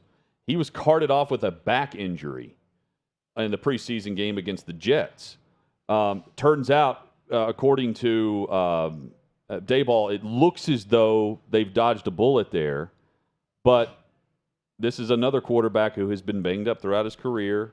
And these are the types of injuries, Chad, we were discussing last week about you're waiting on the injury to happen where Garoppolo ends up somewhere, or you have a team that wants to trade for Mason Rudolph, or there's another quarterback of interest that's likely to be cut, but now a team can get something in return because there's a team in need and they want to guarantee they upgrade at the spot and not have to compete in bids on the market or claims.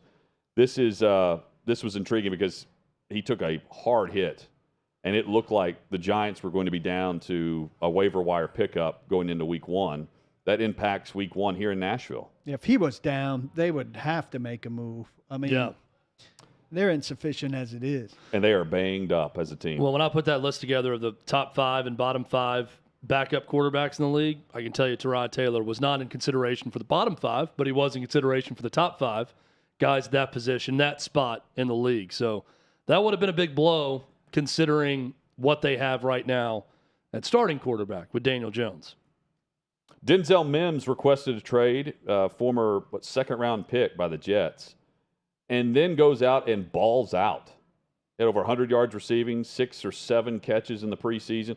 That's how you, if you want out and you want to start to churn the water and stir up some interest, not only do you demand a trade, but a day later you go out and you put up some numbers behind it. I thought his Play agents, me so someone else can pay me, basically, is the strategy there for Mims. I thought his agent's comment with the request, and I'm usually not in favor of this sort of thing at all, but I thought his agent's comment was pretty good.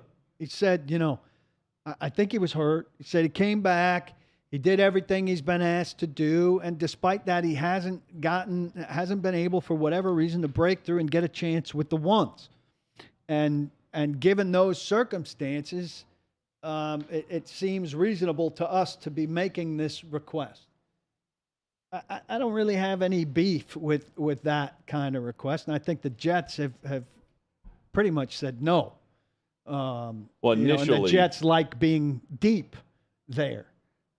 Initially, they said no, but then I think they're more open to. The reports were that their phone line was open.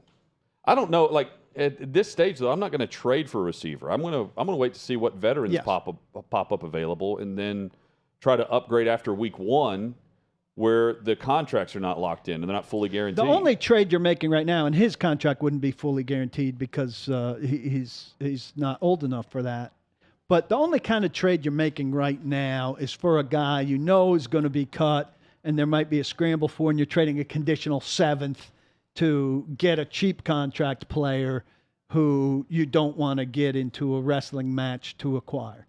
You're also hurting your market, I feel like, when you publicly proclaim that you want to be traded, because then teams are looking, like a guy like Denzel Mims is thinking, well, they're probably going to have to cut him, so then I can sign him. If I really want him, I'm not going to engage in that, as opposed to privately pushing with the organization. I'm sure they did that before. I don't think they're going to cut him. To trade. I don't think there's a circumstance where they're to going to Hud's cut point, him. if you're going to sit around and wait for guys to get cut out there, there's probably some thought around the league that if he's that unhappy and they can't find a trade partner, they're going to have to cut him. No, I think he's a skilled guy who, based on what I said about a relatively friendly trade request, I don't think they'd get rid of him for nothing. Geno Smith is your starter in Seattle. Woohoo! They made that official. So there you go. They play the Cowboys on Friday. They lose, and then it's Geno's time. Geno's time with the Seahawks. Who was the guy that broke his jaw in the fight with the Jets? Remember, it was like a backup linebacker that got cut immediately. Ike is like Empaniti. I need to look that name up. It's not a memorable name. But I've been watching these sports docs lately, and I'm thinking, I'd love to see a sports documentary about that punch. About what it started with a fight with someone else about a debt that Geno Smith had not paid. And then they got into some trash talk, and a teammate punched him. IK. There it is. I know it's IK or IP something. In Impala, I think is how you. I don't know how you say it. That sounds right. But by this is 2015.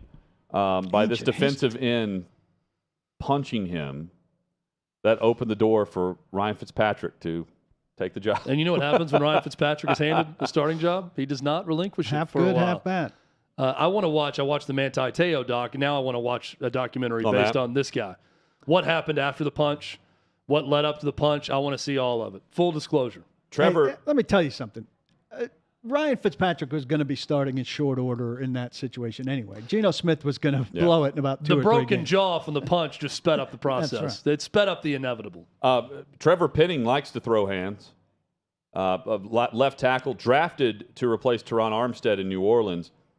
He had his foot stepped on, and the reports were that it's turf toe. CBS Sports says he's going to have surgery to help this painful issue, and who knows on his availability now moving forward. But he was drafted specifically to play left tackle for Jameis Winston, who, has played well when given the opportunity this preseason for whatever stock you want to put into preseason games. Justin Fields also put on a show. He's the second-year quarterback I was referring to earlier. 14 of 16, 156 yards, 3 touchdowns, no interceptions, and he had touchdown drives of 80, 52, and 62 yards in his final preseason performance. I'd like to see who the Browns had on the field in that game and how much of a factor that was. Yeah, but for a team that is looking for a bright spot with their quarterback of the future, they didn't put much around him, but at least he ends on some a high note for the preseason. And bad news for Jameis Winston. He's coming off an ACL. That's his blind side. And now Trevor Penning is sidelined for an indefinite amount of time. This is something that lingers, though. He was a crucial turf pick toe for them. Yeah, it sounds like a very minor issue, but it's painful. No, turf toe is it's not Liz Frank, but it is it's comparable in its ability to linger and be a sustained issue. I've not heard much about surgeries for it, so maybe that's a good thing that it can get resolved if he does in fact have an operation for it.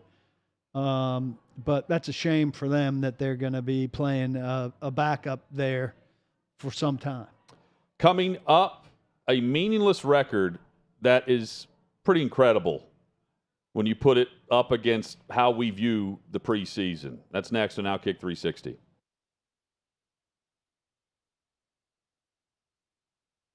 Hey, listen, if you missed my show, don't at me. I've got you covered. Take a look. And when he talks, I don't believe him anymore. When he talks, I just think he's full of crap. When he talks, I'm like, yeah, shut up. He's entered the Barack Obama, George W. Bush phase of my life. Now, Biden's different because Biden just doesn't know where the hell he is. Oh, I forgot to play that video of Joltin' Joe.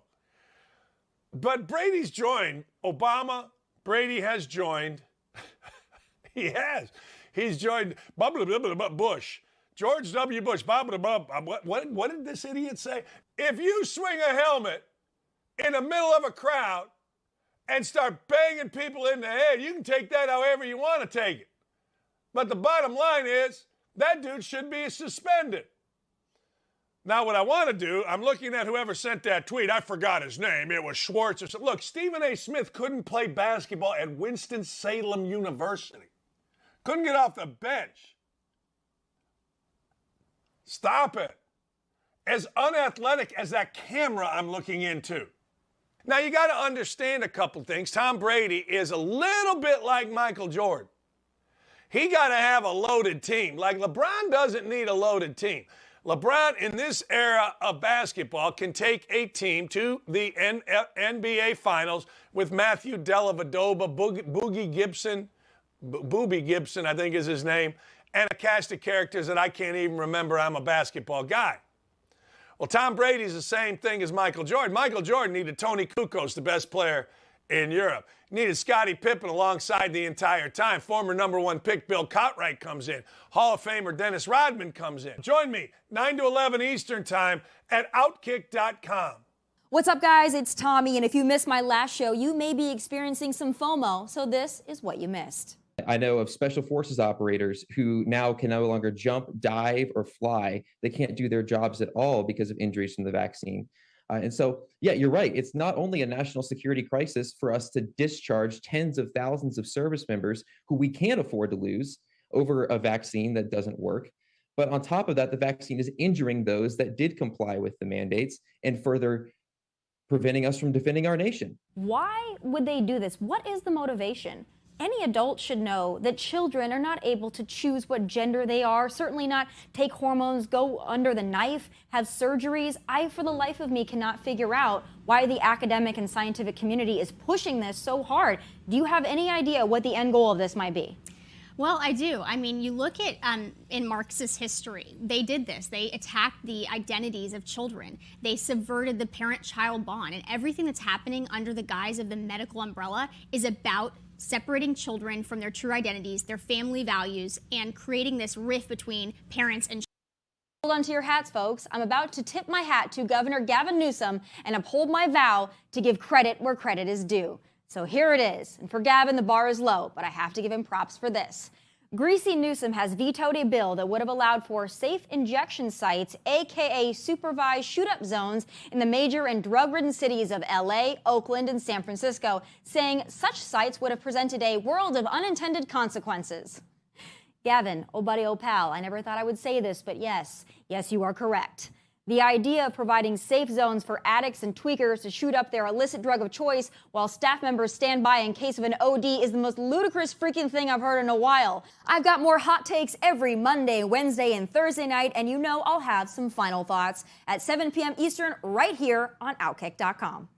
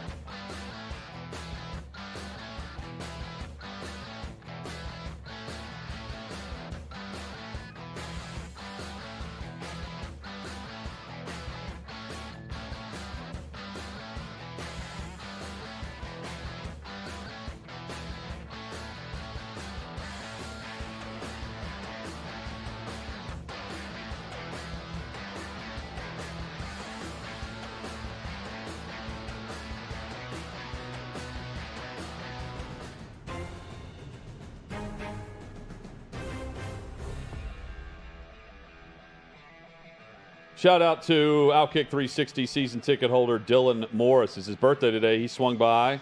He's in studio with us here at 6th and Peabody. He's trying the IPA from Yeehaw Beer. All great decisions. All great decisions. And he's like, man, I didn't want to lurk outside, so I wanted to come in and say hello. He said what so many have said, that, you know, you see the video footage of the place when you watch the show, but it doesn't do it justice when you get inside of 6th and Peabody. Full city block here. It's a lot to see. Expansive. It's a good word to describe 6th and Peabody. So a record that is meaningless, but it is pretty incredible when you consider the Ravens complete yet another unbeaten preseason. 23 straight wins in the preseason. With the number of players and just the idea that your third string continues to win games against their third string is remarkable, even though it means absolutely nothing at the end of the season or even going into week one. The fact that they've won 23 straight games is crazy to me. Well, Lamar doesn't play, and they win. They do draft well, so it makes sense that their depth is better than your depth. And I think in terms of drafting well, that spills over probably to their undrafted rookie free agents, who are the guys playing late in games a lot.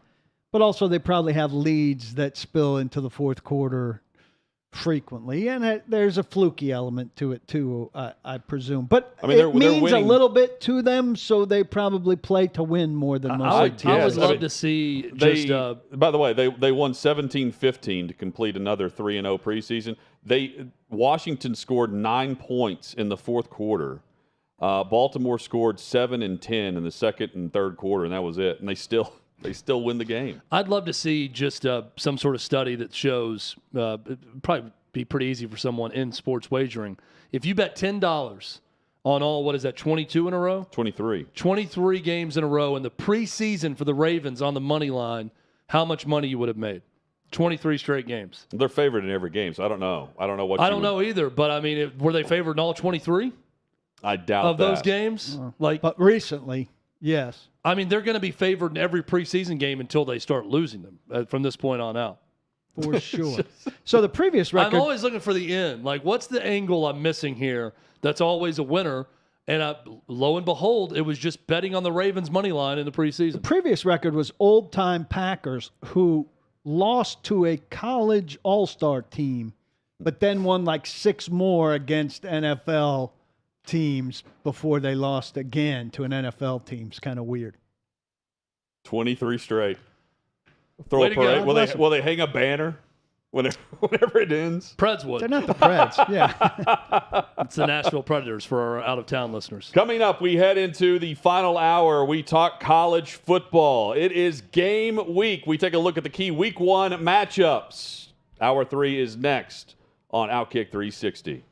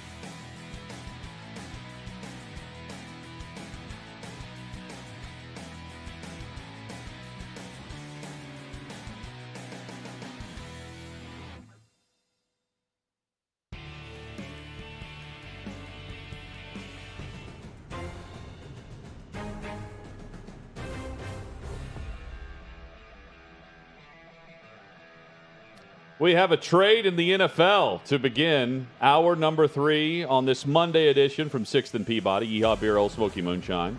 The Jacksonville Jaguars are trading wide receiver Laviska Shenault to the Carolina Panthers, according to Ian Rappaport. So Shenault leaves Jacksonville in a wide receiving core of, Marvin Jones, Christian Kirk, Zay Jones, Agnew, and Johnson, Willie Johnson. And he now joins a wide receiving core with DJ Moore, Robbie Anderson, Rashard Higgins, and Terrace Marshall. And they also have another undrafted player who's played well. But now he joins that group.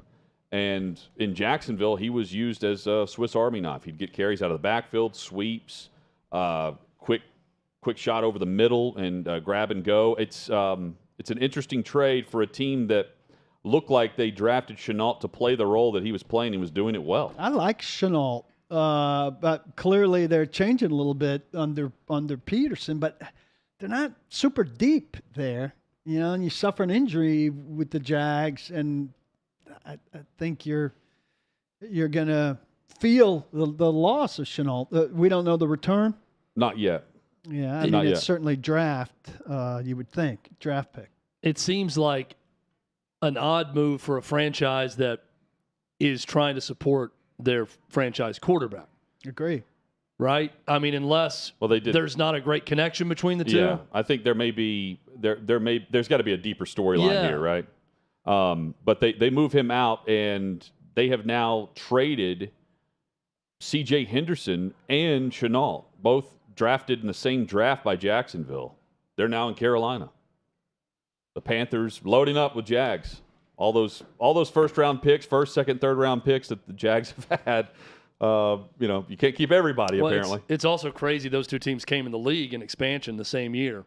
So it's like they almost came in the same year. Okay, now, any big deals, we're going to consult each other first on this. That's the gentleman's agreement between both squads. And so the Panthers got first crack at both these players, and the Jags dealt them to the Panthers. Coming up, our SEC Spotlight today will be on the Georgia Bulldogs.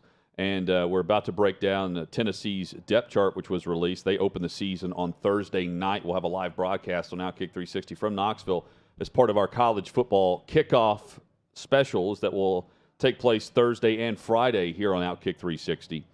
The schedule for the week ahead in college football, here we go. Week 1 is here. It's official. We've got 5 key games for you that we will take a look at right now. We start on Thursday with West Virginia and Pitt.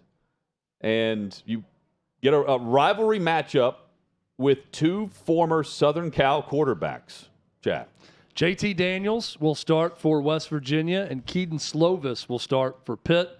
Both spent time at USC. Slovis transferring immediately over from USC. JT Daniels, a bit more of a wayward route, went to Georgia, where he started last year as the starter. Quickly gave way to Stetson Bennett, who went on to win a national championship. So he gone. He goes to West Virginia, wins the starting job. In Pittsburgh, Keaton Slovis replacing Kenny Pickett at Pitt. Pitt also replacing Mark Whipple, who did a hell of a job with that Pittsburgh offense a year ago. So that's a great renewal of a rivalry on Thursday night. Looking forward to that backyard brawl game. Let's move to Saturday, and we start with Georgia and Oregon, the defending champs, and the Georgia Bulldogs taking on the Oregon Ducks, and their former assistant coach is now the head coach at Oregon. Intriguing matchup. We expect Georgia to eventually pull away, but the intrigue here is Georgia replenishing their depth on defense after losing all those starters to the NFL. 15 total players from last year's Georgia team were drafted. No one is doubting the Bulldogs and what Kirby Smart is bringing back, though, based on their recruiting classes. And they bring back a savvy, smart veteran quarterback that I think we can all agree Georgia fans should trust again after what he did in the college football playoff. This is one of the marquee matchups, a 3:30 kickoff for Georgia and Oregon on Saturday. It is when you look at 2 of the biggest games, we're going to get to another one. I don't want to spoil it yet, but there's a consistent theme of old school going up against with the new school going up against the old school. Dan Lanning taking over at Oregon, immediately leaving Georgia first game out of the gates against his former team. There's another game that's going to be played Saturday night that also has a theme with that. Georgia has the best trio of tight ends, especially when you see where these guys are going to get drafted in the NFL draft. In the history of college football, I don't know that it's close. When you look at Brock Bowers, Eric Gilbert, and Washington, those guys are all going to be draft picks, probably all in the first 2 or 3 rounds of the draft. They have a plethora of options at big-time playmaking tight end for Stetson Bennett. Georgia does not have another currently ranked team on its schedule until November 19th. And it's the only currently ranked team on its schedule, Kentucky. So they get a break this year in the West, is what I'm hearing. In their West opponents. They get Auburn every year. That's their constant opponent, and they're down, obviously, not ranked. Mississippi State. And Mississippi State's the other one? Yep. Yeah, Mississippi November State 12th. lost Vandy, and they pick up Georgia this year. Also, this ranked opponent that Georgia's playing, they're a 17.5-point favorite in this game against Oregon. And I mean, if somebody's going to spring an upset on them, you would say this is one of the 2 teams with the best chance based on how they're viewed. Well, week 1 can be tricky. We see it in the NFL. You see it in college football, too. There's usually, a lot more about a team after 2 weeks and what they look like in week 2. And a coach with some insight Week 1 can be a into big, tricky proposition for a lot of teams. They look totally different week 1 to week 2. We'll go in order of kickoff here. Also, kicking off at the exact same time, we will get Cincinnati and Arkansas along with Georgia, Oregon on our TVs this Saturday. So Arkansas with Sam Pittman. Got the starting quarterback returning. They're replacing Traylon Burks. But we know the tenor and tempo of an Arkansas team now with Sam Pittman coming off a great year a year ago. Cincinnati, on the other hand, while respected by the preseason voters in the regard that they're selected top 25 and they're expecting Cincinnati to, again, be a team that contends in their conference, this is a college football playoff team a year ago. And they start this season ranked 23rd because of the talent loss. Of course, Ritter's gone. Sauce Gardner is now playing for the Jets.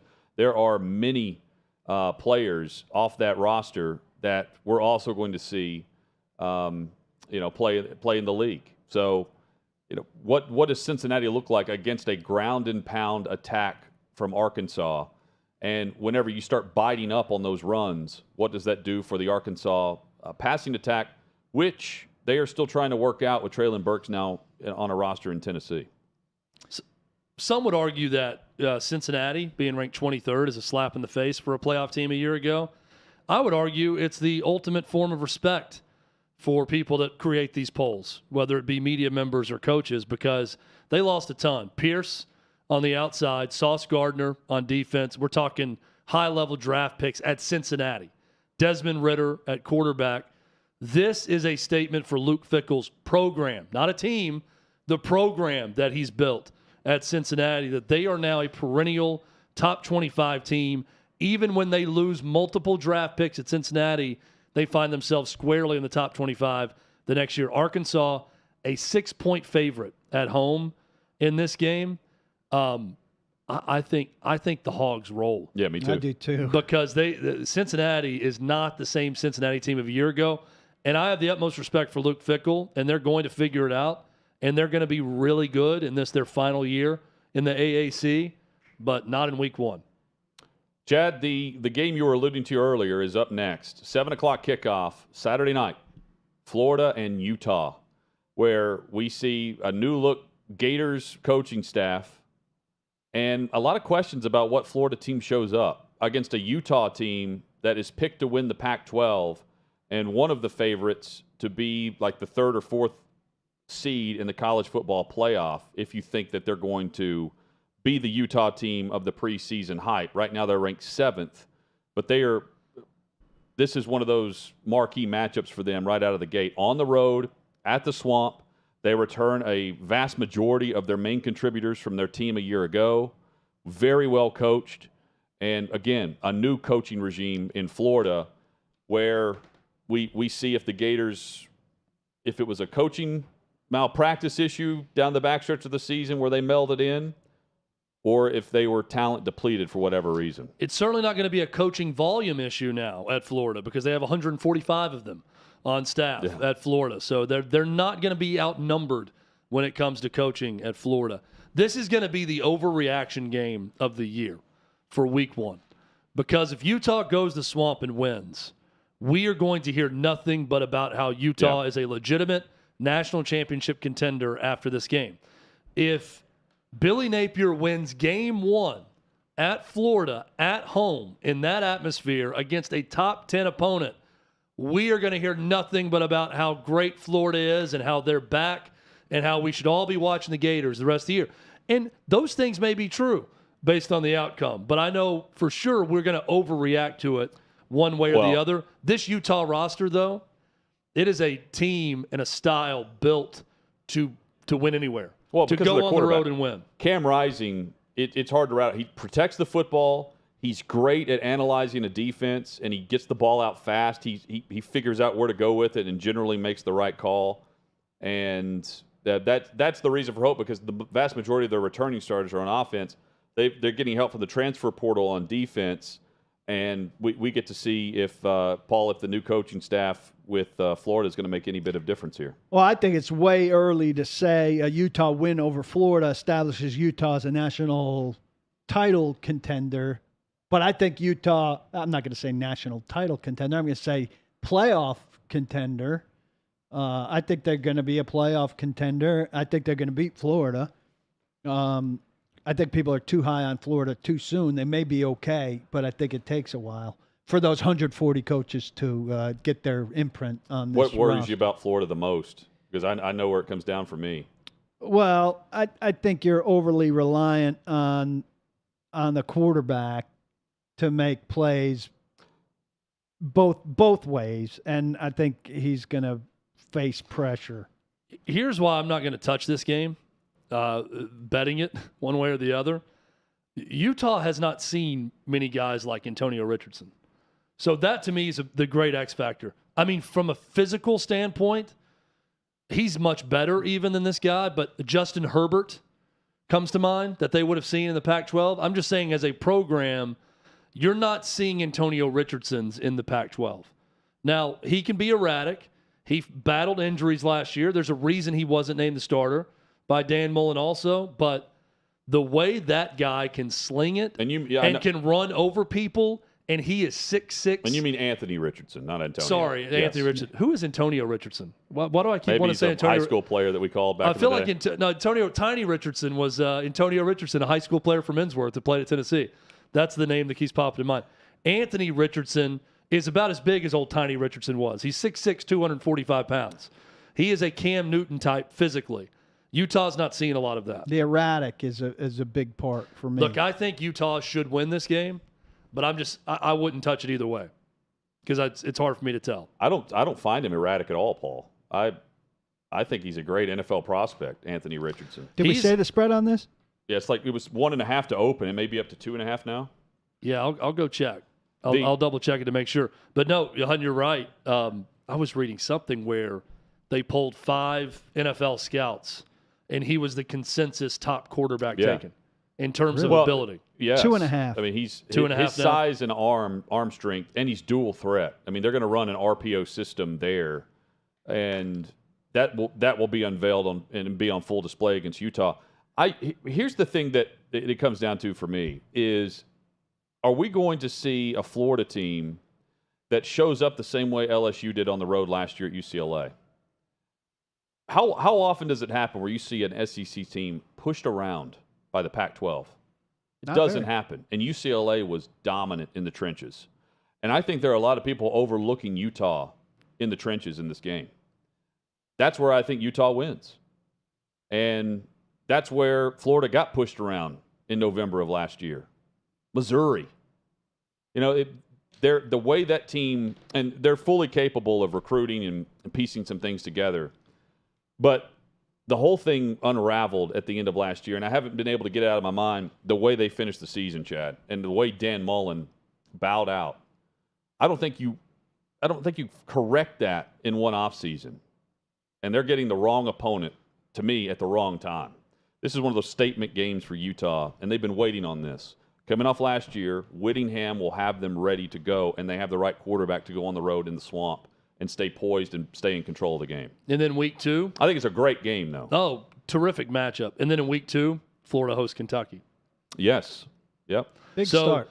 Again, I talked about the Cincinnati program. Utah, Kentucky, those are 2 programs right now. Billy Napier clearly not had enough time to implement his program yet. I love that for Florida, though. I know that's not what their choice would have been if they knew they had a new head coach coming in, but I love starting with 2 big games as opposed to 2 cupcakes, which that's normally not the case for them. They normally have a bye week, too, before they play Tennessee, and that's not the case this year because they played, the final week in September.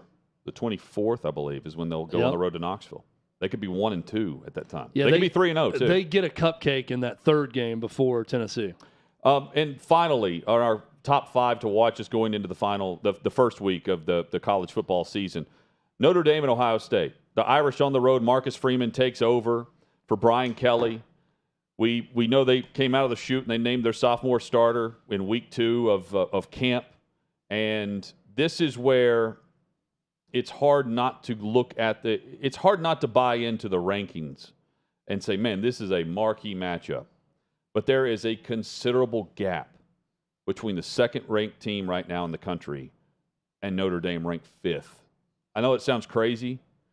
I think the Buckeyes roll in this matchup. And I just think it's going to take more time for Notre Dame to get some things together.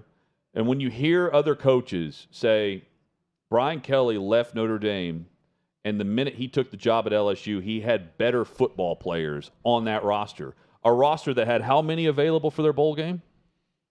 35, 32. Scholarship players. And coaches, college coaches, on or off the record, were saying, the talent they're inheriting at LSU, do not sleep on them in year 1 with Brian Kelly if they get the quarterback pick right. Well, here's Notre Dame left. Marcus Freeman takes over. And while I love Marcus Freeman, this is a baptism in week 1 that no one would sign up for. 3-spot difference, 17.5 points. 17.5 points. We pointed this out earlier. Plays right to your point. Ohio State might be, you can make an argument they should be ranked number 1 in the country preseason. Even if quarterback and top wide receiver in the country right now. Even if they were, of 4-spot difference to be 17.5 points illustrates the problem with the top reason, of college football. Yeah, well, the reason why you would go with Alabama, Bryce Young's the returning national champ, and you have Will Anderson, who is the best. He's the best edge rusher by far. Like, if we're just going to throw that, no one's going to argue with that. You could say he's the best college football player in the country, and you can make that argument for Will Anderson off the edge. So Alabama is deserving of the spot too. But it is, to me, Chad, it is Ohio State and Alabama, and everyone else is in the fight for 3 and 4. I really think the only way Ohio State does not win the Big Ten is if they've been listening to their own praise all offseason and somehow get too cocky and start taking things for granted, because it's such a foregone conclusion that they're going to be the Big Ten representative in the college football playoff, and they should be based on talent. This was the game I was actually talking about, similar to Georgia-Oregon. Marcus Freeman played at Ohio State. Now, in game 1 of the regular season, I know he coached against Oklahoma State in the Fiesta Bowl last year, but his first regular season game is against his alma mater as head coach at Notre Dame, going up against Ohio State. I like the intrigue of that. I don't think this game's going to be very intriguing by midway through the 3rd quarter. Notre Dame has depth issues at wide receiver. They've suffered other injuries there throughout camp, and they already had depth issues there. They are going to try to shorten the game by running the football. And then there's Ohio State that can win in so many different ways. And it also factors in where they're playing this game for week 1. So some marquee matchups on teams and programs. But really, and Pitt, West Virginia could end up being a good game. I shouldn't overlook that as one of our 5. But really, the game I'm glued to is Florida-Utah, personally. Yeah. Hopefully it's a better game, and we can just flip away to the other one, which is, I think, right on track to be over that 17.5. I am a bit surprised, though, with Arkansas and Cincinnati just to see what Luke Fickell does off of last year, playing the SEC program out of the gate and replenishing talent with the new quarterback, new look defense with some of the playmakers there. Plenty of storylines, but some of these games are over by halftime. Speaking of Georgia, coming up, our SEC Spotlight continues. We take a look at the Bulldogs. Coming off the title win, Kirby Smart rolling it back with Stetson Bennett, who is back for what feels like the 15th consecutive season at Georgia, and what was a remarkable turnaround for his college football career. They're now looking for back-to-back runs into the college football playoff. After losing to Bama in the SEC championship game, they win the title game, and now they open up against one of their former assistants in Oregon. We'll preview their season next on Outkick 360.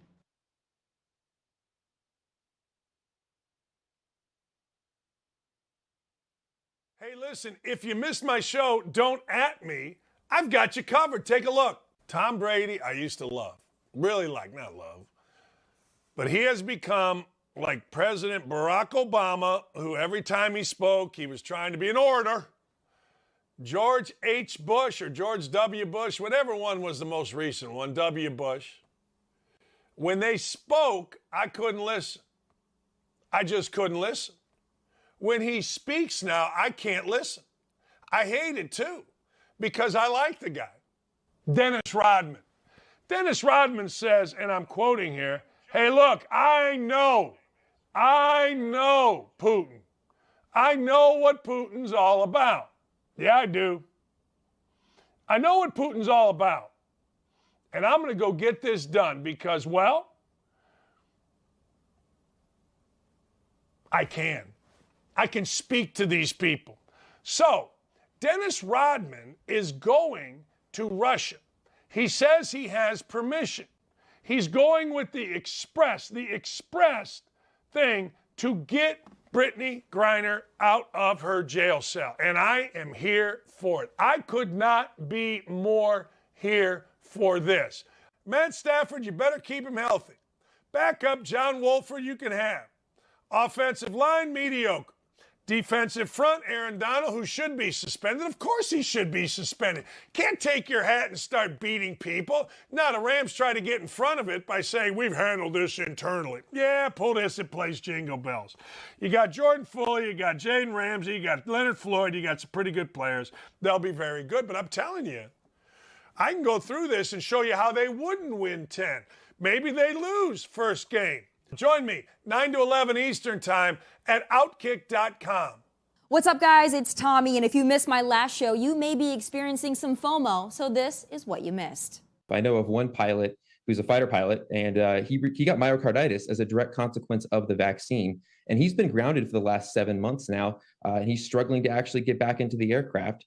And there's a whole number of other, like myocarditis, pericarditis. I know of one service member, not a pilot, but nonetheless had 4 strokes after getting the vaccine. I bet you thought the upcharge on everything at Whole Foods, specifically meat products, meant you were getting something much better because you're paying much more. Well, think again. Whole Foods is being sued class action style for their beef marketing slogan claiming no antibiotics ever after recent independent lab tests revealed, drumroll please, Whole Foods beef contained antibiotic and other pharmaceutical residue, meaning that cattle have been treated with antibiotics or other pharmaceuticals. Everything that's happening under the guise of the medical umbrella is about separating children from their true identities, their family values, and creating this rift between parents and children. And not only that, but the power dynamics, because these establishments, these medical establishments are doing this without parental consent in many cases. They are advertising to children, come here, we'll be your family, we'll come walk you to your appointments if your parents can't make it or don't know about the appointment. They are facilitating this behind parents' backs. This coercion tells you there is a hidden agenda, and it's to degenderize because that destabilizes the identities in the family unit. You know, I'm not a color commentator, but I believe what we're seeing here is a man fashioning a straw out of a ballpark frank. He uses an actual straw to turn his hot dog into a straw, so not sure of the necessity of this odd utensil choice, but nonetheless, there it is. Does beer taste better when sucked through a meat straw? I'm not sure, but I can assure you I will never find out. I've got more hot takes every Monday, Wednesday, and Thursday night, and you know I'll have some final thoughts at 7 p.m. Eastern right here on Outkick.com.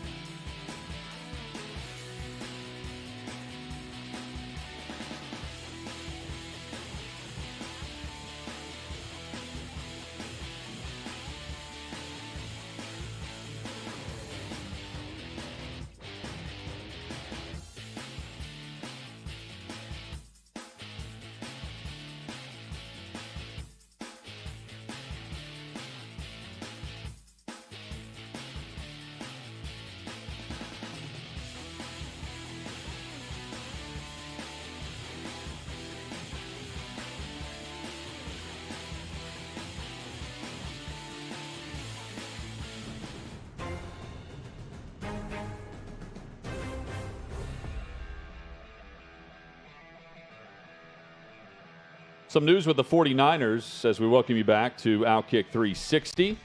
Jimmy Garoppolo is staying with the 49ers, a restructured contract. Paul will give us the particulars on the numbers that's being reported by Schefter and Ian Rappaport. But by restructuring this deal, he's back. It's a very good backup situation for San Francisco.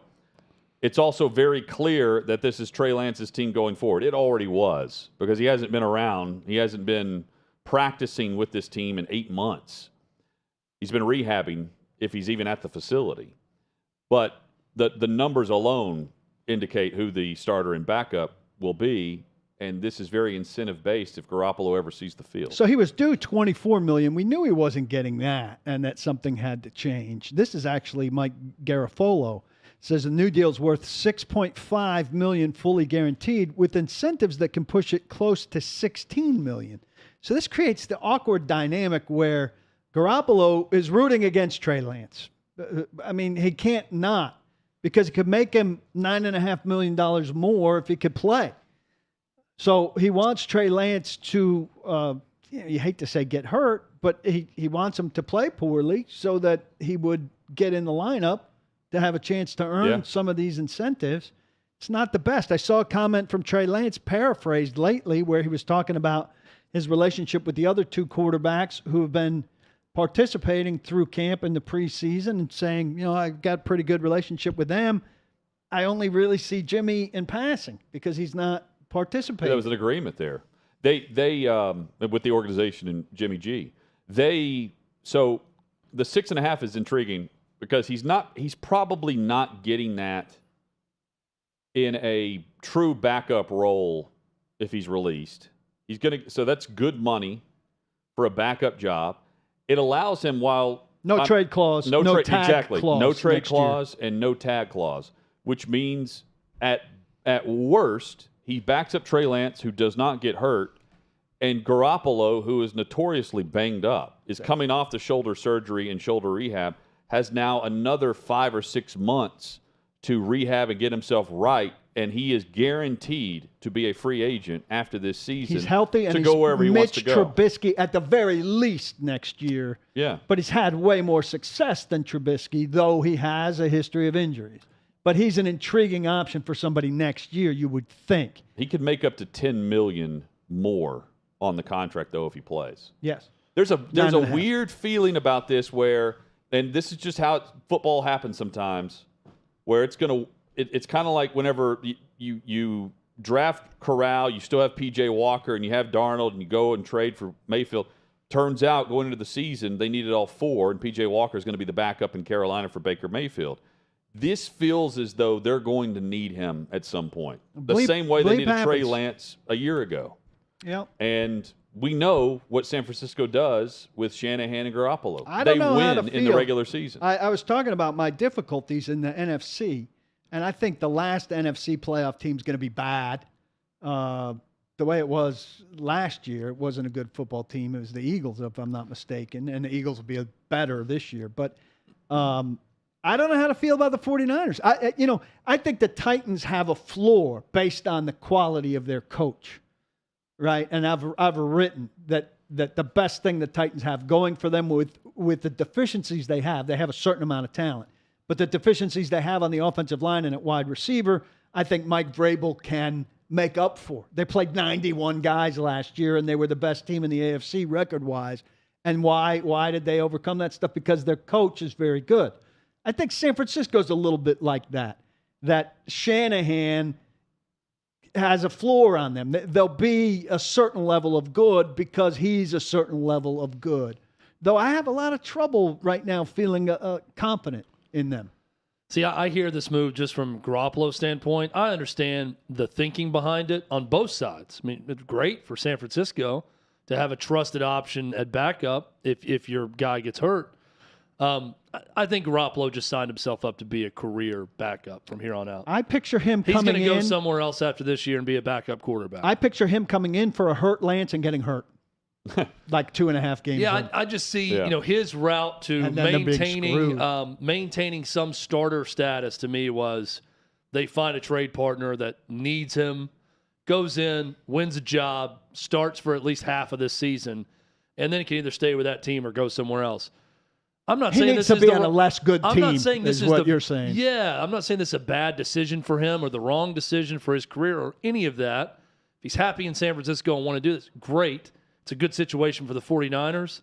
I just believe this is Jimmy Garoppolo going right back to what he was in New England. He's going to be a backup quarterback now for the rest of his career. He needs to be more – well, I think the circumstances could change. If he could get himself in a Carson Wentz situation, where he got to be really bad with a good team, but if he gets with a bad team, all of a sudden he can look a lot better. But the health is the thing. Can he stay Carson upright? Wentz was never a backup. I mean, he was never electing to be a backup quarterback. I think Jimmy Garoppolo has assigned himself now as a backup quarterback moving forward. Well, he had no choice right now, Chad. No, I know he didn't because they weren't going to release him. But a year from now, well, they were going to release him. They were going to release him, and he would sign somewhere and be a backup quarterback this year. Well, he could have signed somewhere and competed for a starting role. He could have if the shoulder wasn't an issue. If he could have signed in April. The competition's over now, though. But either way, he's signing up to be a backup quarterback. If the shoulder's an issue and he don't want to go compete somewhere, he knows he's not the starter in San Francisco. Well, there's no competition to be had now, is what he's saying, and I agree with. If he could have got out in April, if he could have got out in April, he could have gone and competed somewhere. But the shoulder was an issue. If Daniel Jones sucks, they're going to bench him.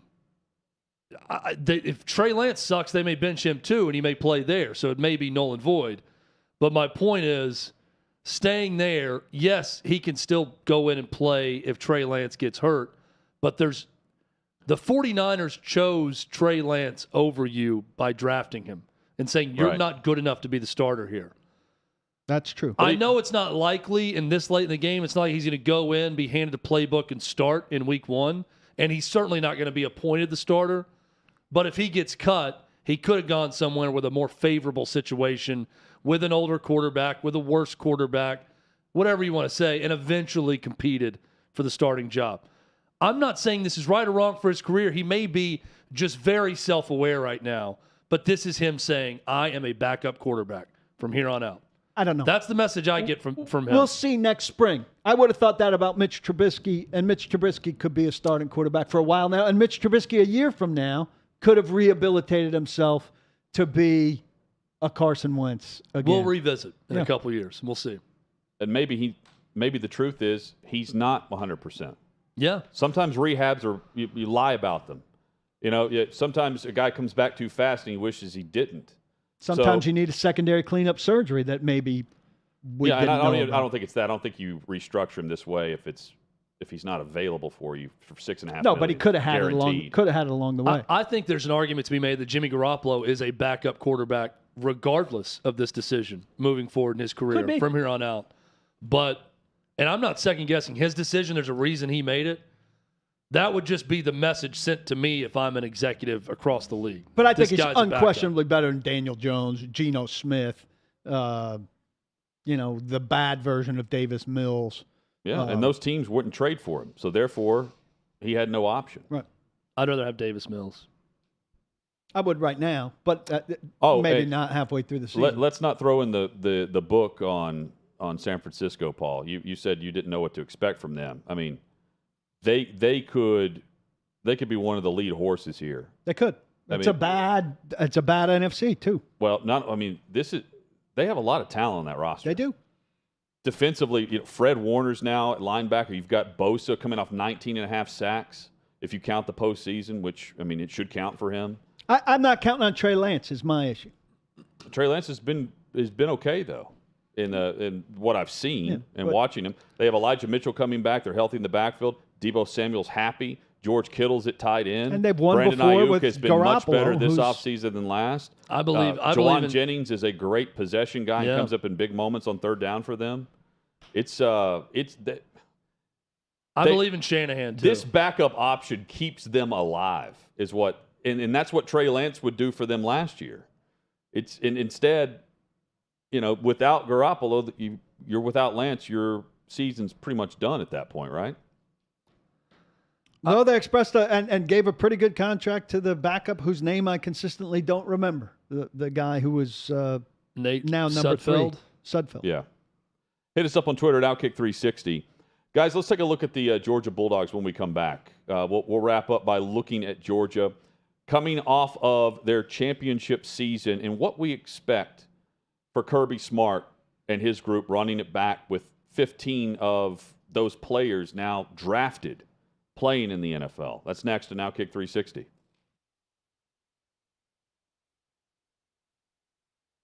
Hey, listen, if you missed my show, don't at me.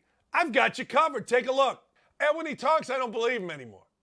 When he talks, I just think he's full of crap. When he talks, I'm like, yeah, shut up.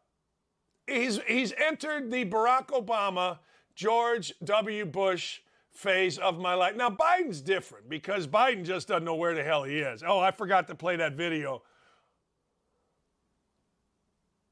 of Joltin' Joe. But Brady's joined Obama.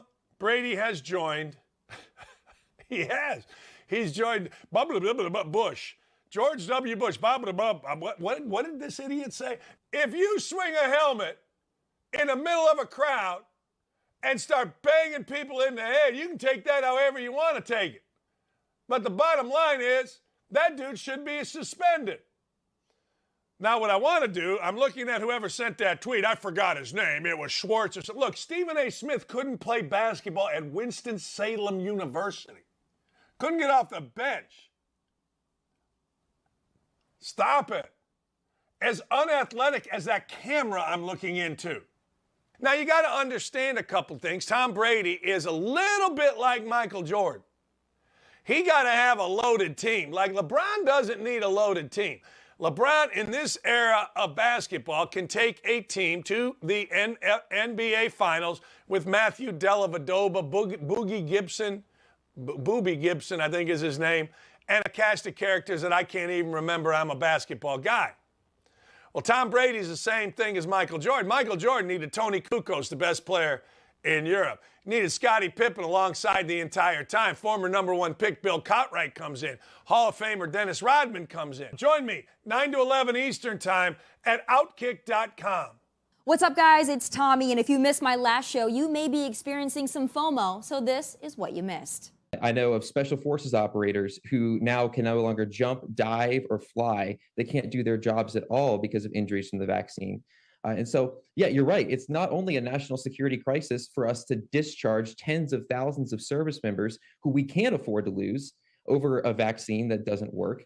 But on top of that, the vaccine is injuring those that did comply with the mandates and further preventing us from defending our nation. Why would they do this? What is the motivation?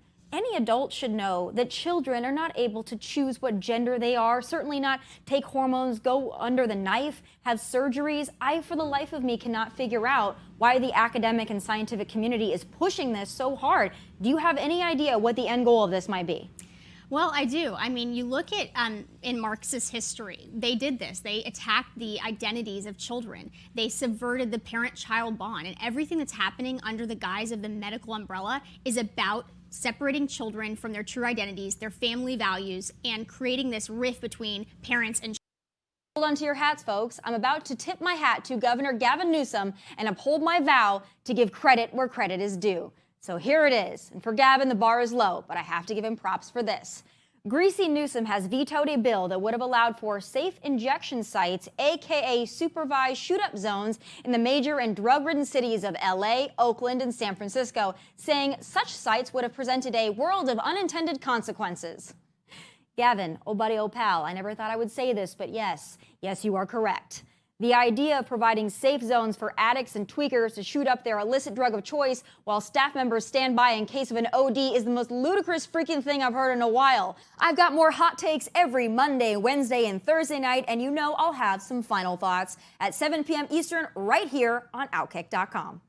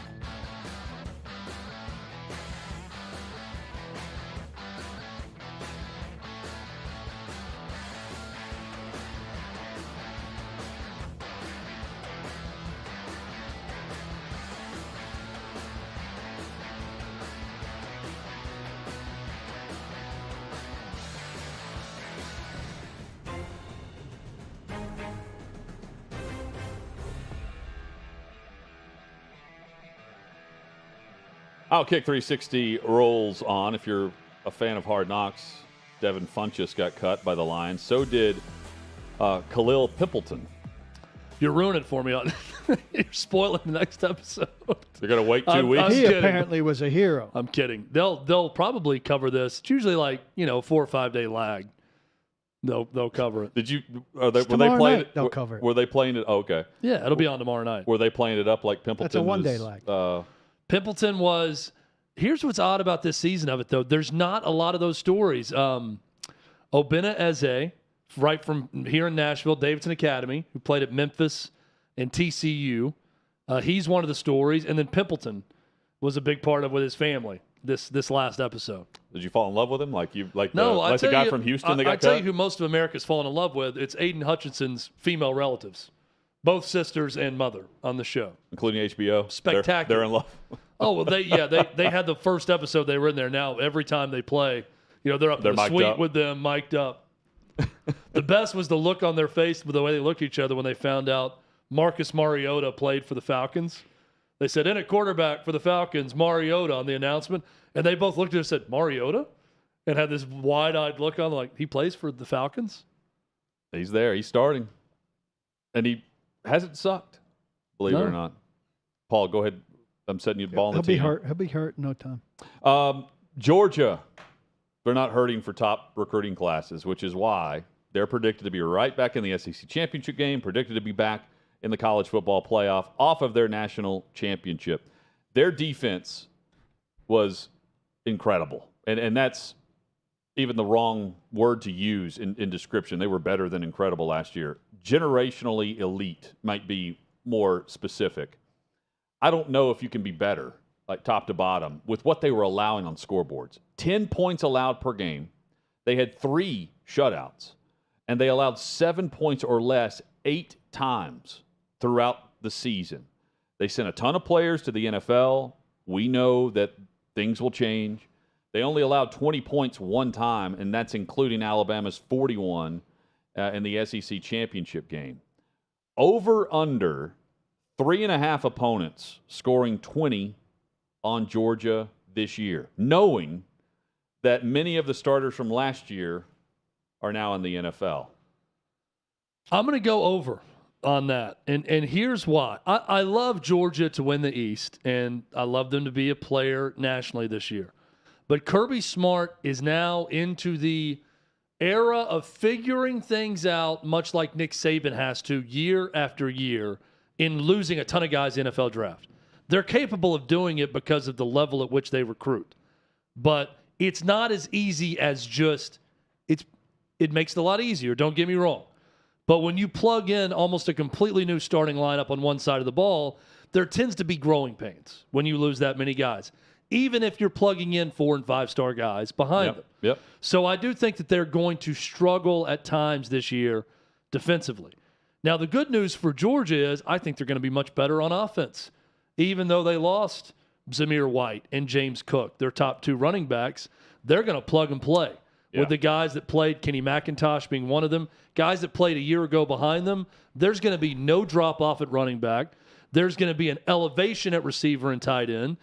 Stetson Bennett's only going to get better, and the offense is going to balance that change on defense out. I'll go over as well. I'd say Oregon, Tennessee, Mississippi State, Kentucky maybe could all get there.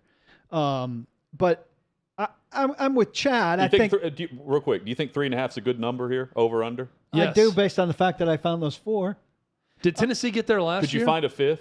Did they score? I don't think you could find they scored a fifth. 24. I think they scored 24. I don't think They you scored could find a 17. fifth. They scored 17. Tennessee did? I Wow. think They the scored more. 5th candidate would be Florida. So, and I don't have a lot of confidence there. So but when you consider looking at their schedule, I mean, also, I think you they're set the opening up perfect against number. Oregon. Like, I mean, and when you can, I'm comparing it. They're not going to be last year's defense, right? We will not see that. I don't know if we appreciated it enough because we wanted more competition. But in a world where we kind of already know the college football playoff, that was still so good. Yeah.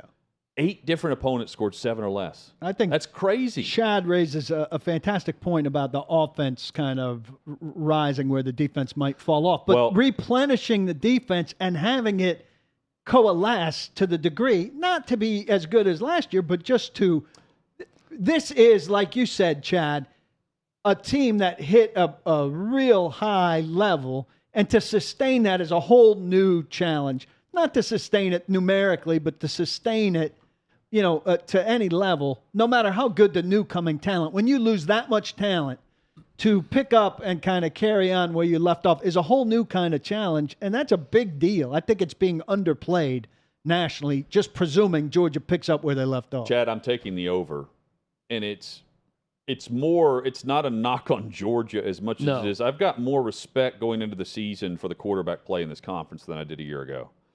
So Hendon Hooker, Will Rogers, to me, those 2 quarterbacks can put up 20 points against Georgia here, right? We're not even talking 3 touchdowns. We're just 20 points. I think Anthony Richardson at Florida could be a problem for them also. Will Levis should be better. We have been sold this down the field, big arm quarterback, NFL arm quarterback talent in Kentucky. He's got to be better than what we saw last year with the touchdown to interception ratio and the overall consistency. So I could lean Kentucky too, and what I think is going to be a really good game. But even that, this is still a Georgia team that is going to blow out a vast majority of their opponents.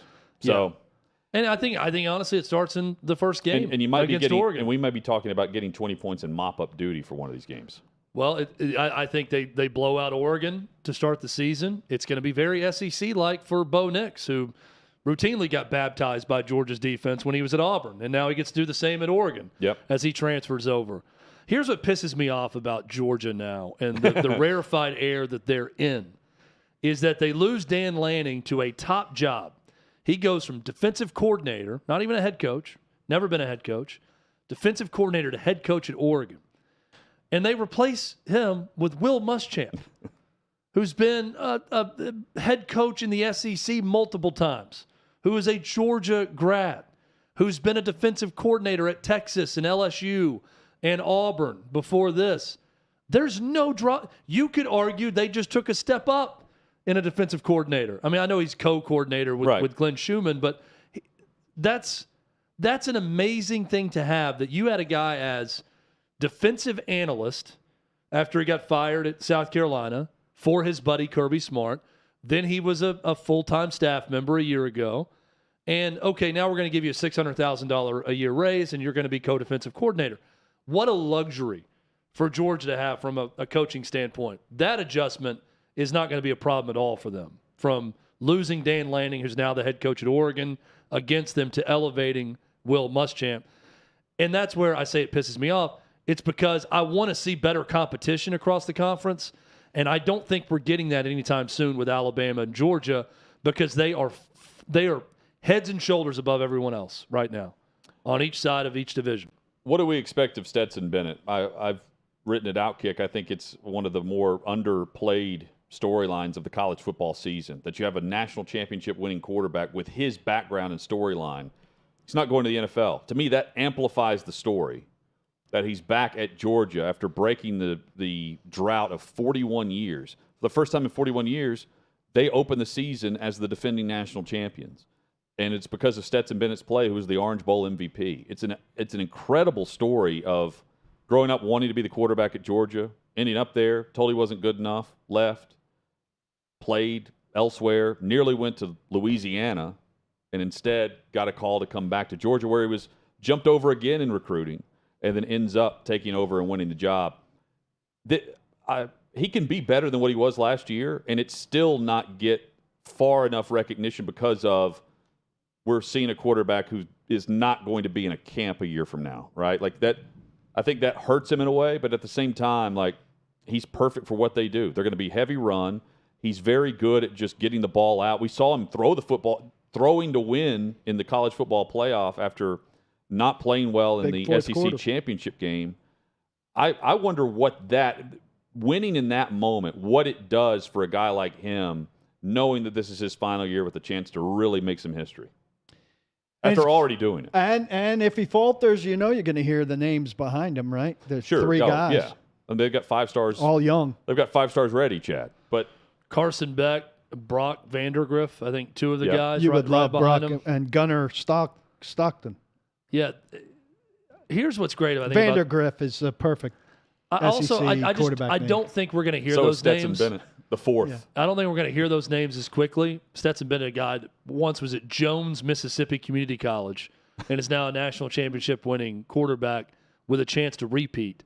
I think he's going to be a lot more confident and secure in his position as the guy at Georgia this year, and I think that's only going to help him. He's not replacing JT Daniels like he was a year ago. He's not, floundering all over the place in a loss like he was the year before and getting replaced. This is his team now. I think that he's going to be very secure in this being his team. I think we're going to see a step up in play from him. I'm going to give a shout-out to a former production assistant, Jeremy Neighbors. Massive Georgia fan. Yep. Watches our show all the time, listens to it on podcasts as well. Randomly, 2 weeks ago, he sends a text to me out of nowhere. And it says, a freshman to possibly watch for in Athens is wide receiver Dylan Bell. He's not highly touted, but he's getting praise from practice reports on podcasts I listen to. He's from the Houston area. So there you go. I wanted to mention that because no one's talking about Dylan Bell except for Jeremy Neighbors, who is treats Georgia football like his religion. So shout out Jeremy. And we hope to see you at 6 at Peabody. I don't know that I've ever got the full story from Jeremy on why he's a Georgia fan. I think he played at Goodpasture or I don't know Gallatin. either. He's from that area. He's from here. I don't know. I don't understand the connection to Georgia. I have more respect for him being a Georgia fan, growing up a Georgia fan, because, again, normally you gravitate to who's winning all the time. And it's not like Georgia's winning all the time. Even when Rick was there, they had high expectation, but not winning all the time. So I feel different about this than he grew up in the South, but he's not from Alabama, but he's a huge Tide fan. Well, typically people go for their contrarians. They go for the team that regularly beats the in-state popular team. So we have a lot of people our age that are miraculously Florida or Alabama fans based on if they're beating Tennessee. I give him full credit because in his lifetime, Georgia hasn't always been beating Tennessee. No doubt. So that's not the reason he picked him. Roster cuts need to be finalized tomorrow. It will be a jam-packed show for Outkick 360. Tons of football all week. College football is back, and we are on our road to week 1 across the NFL. Hope you'll join us. Please don't block the box and lock your locks.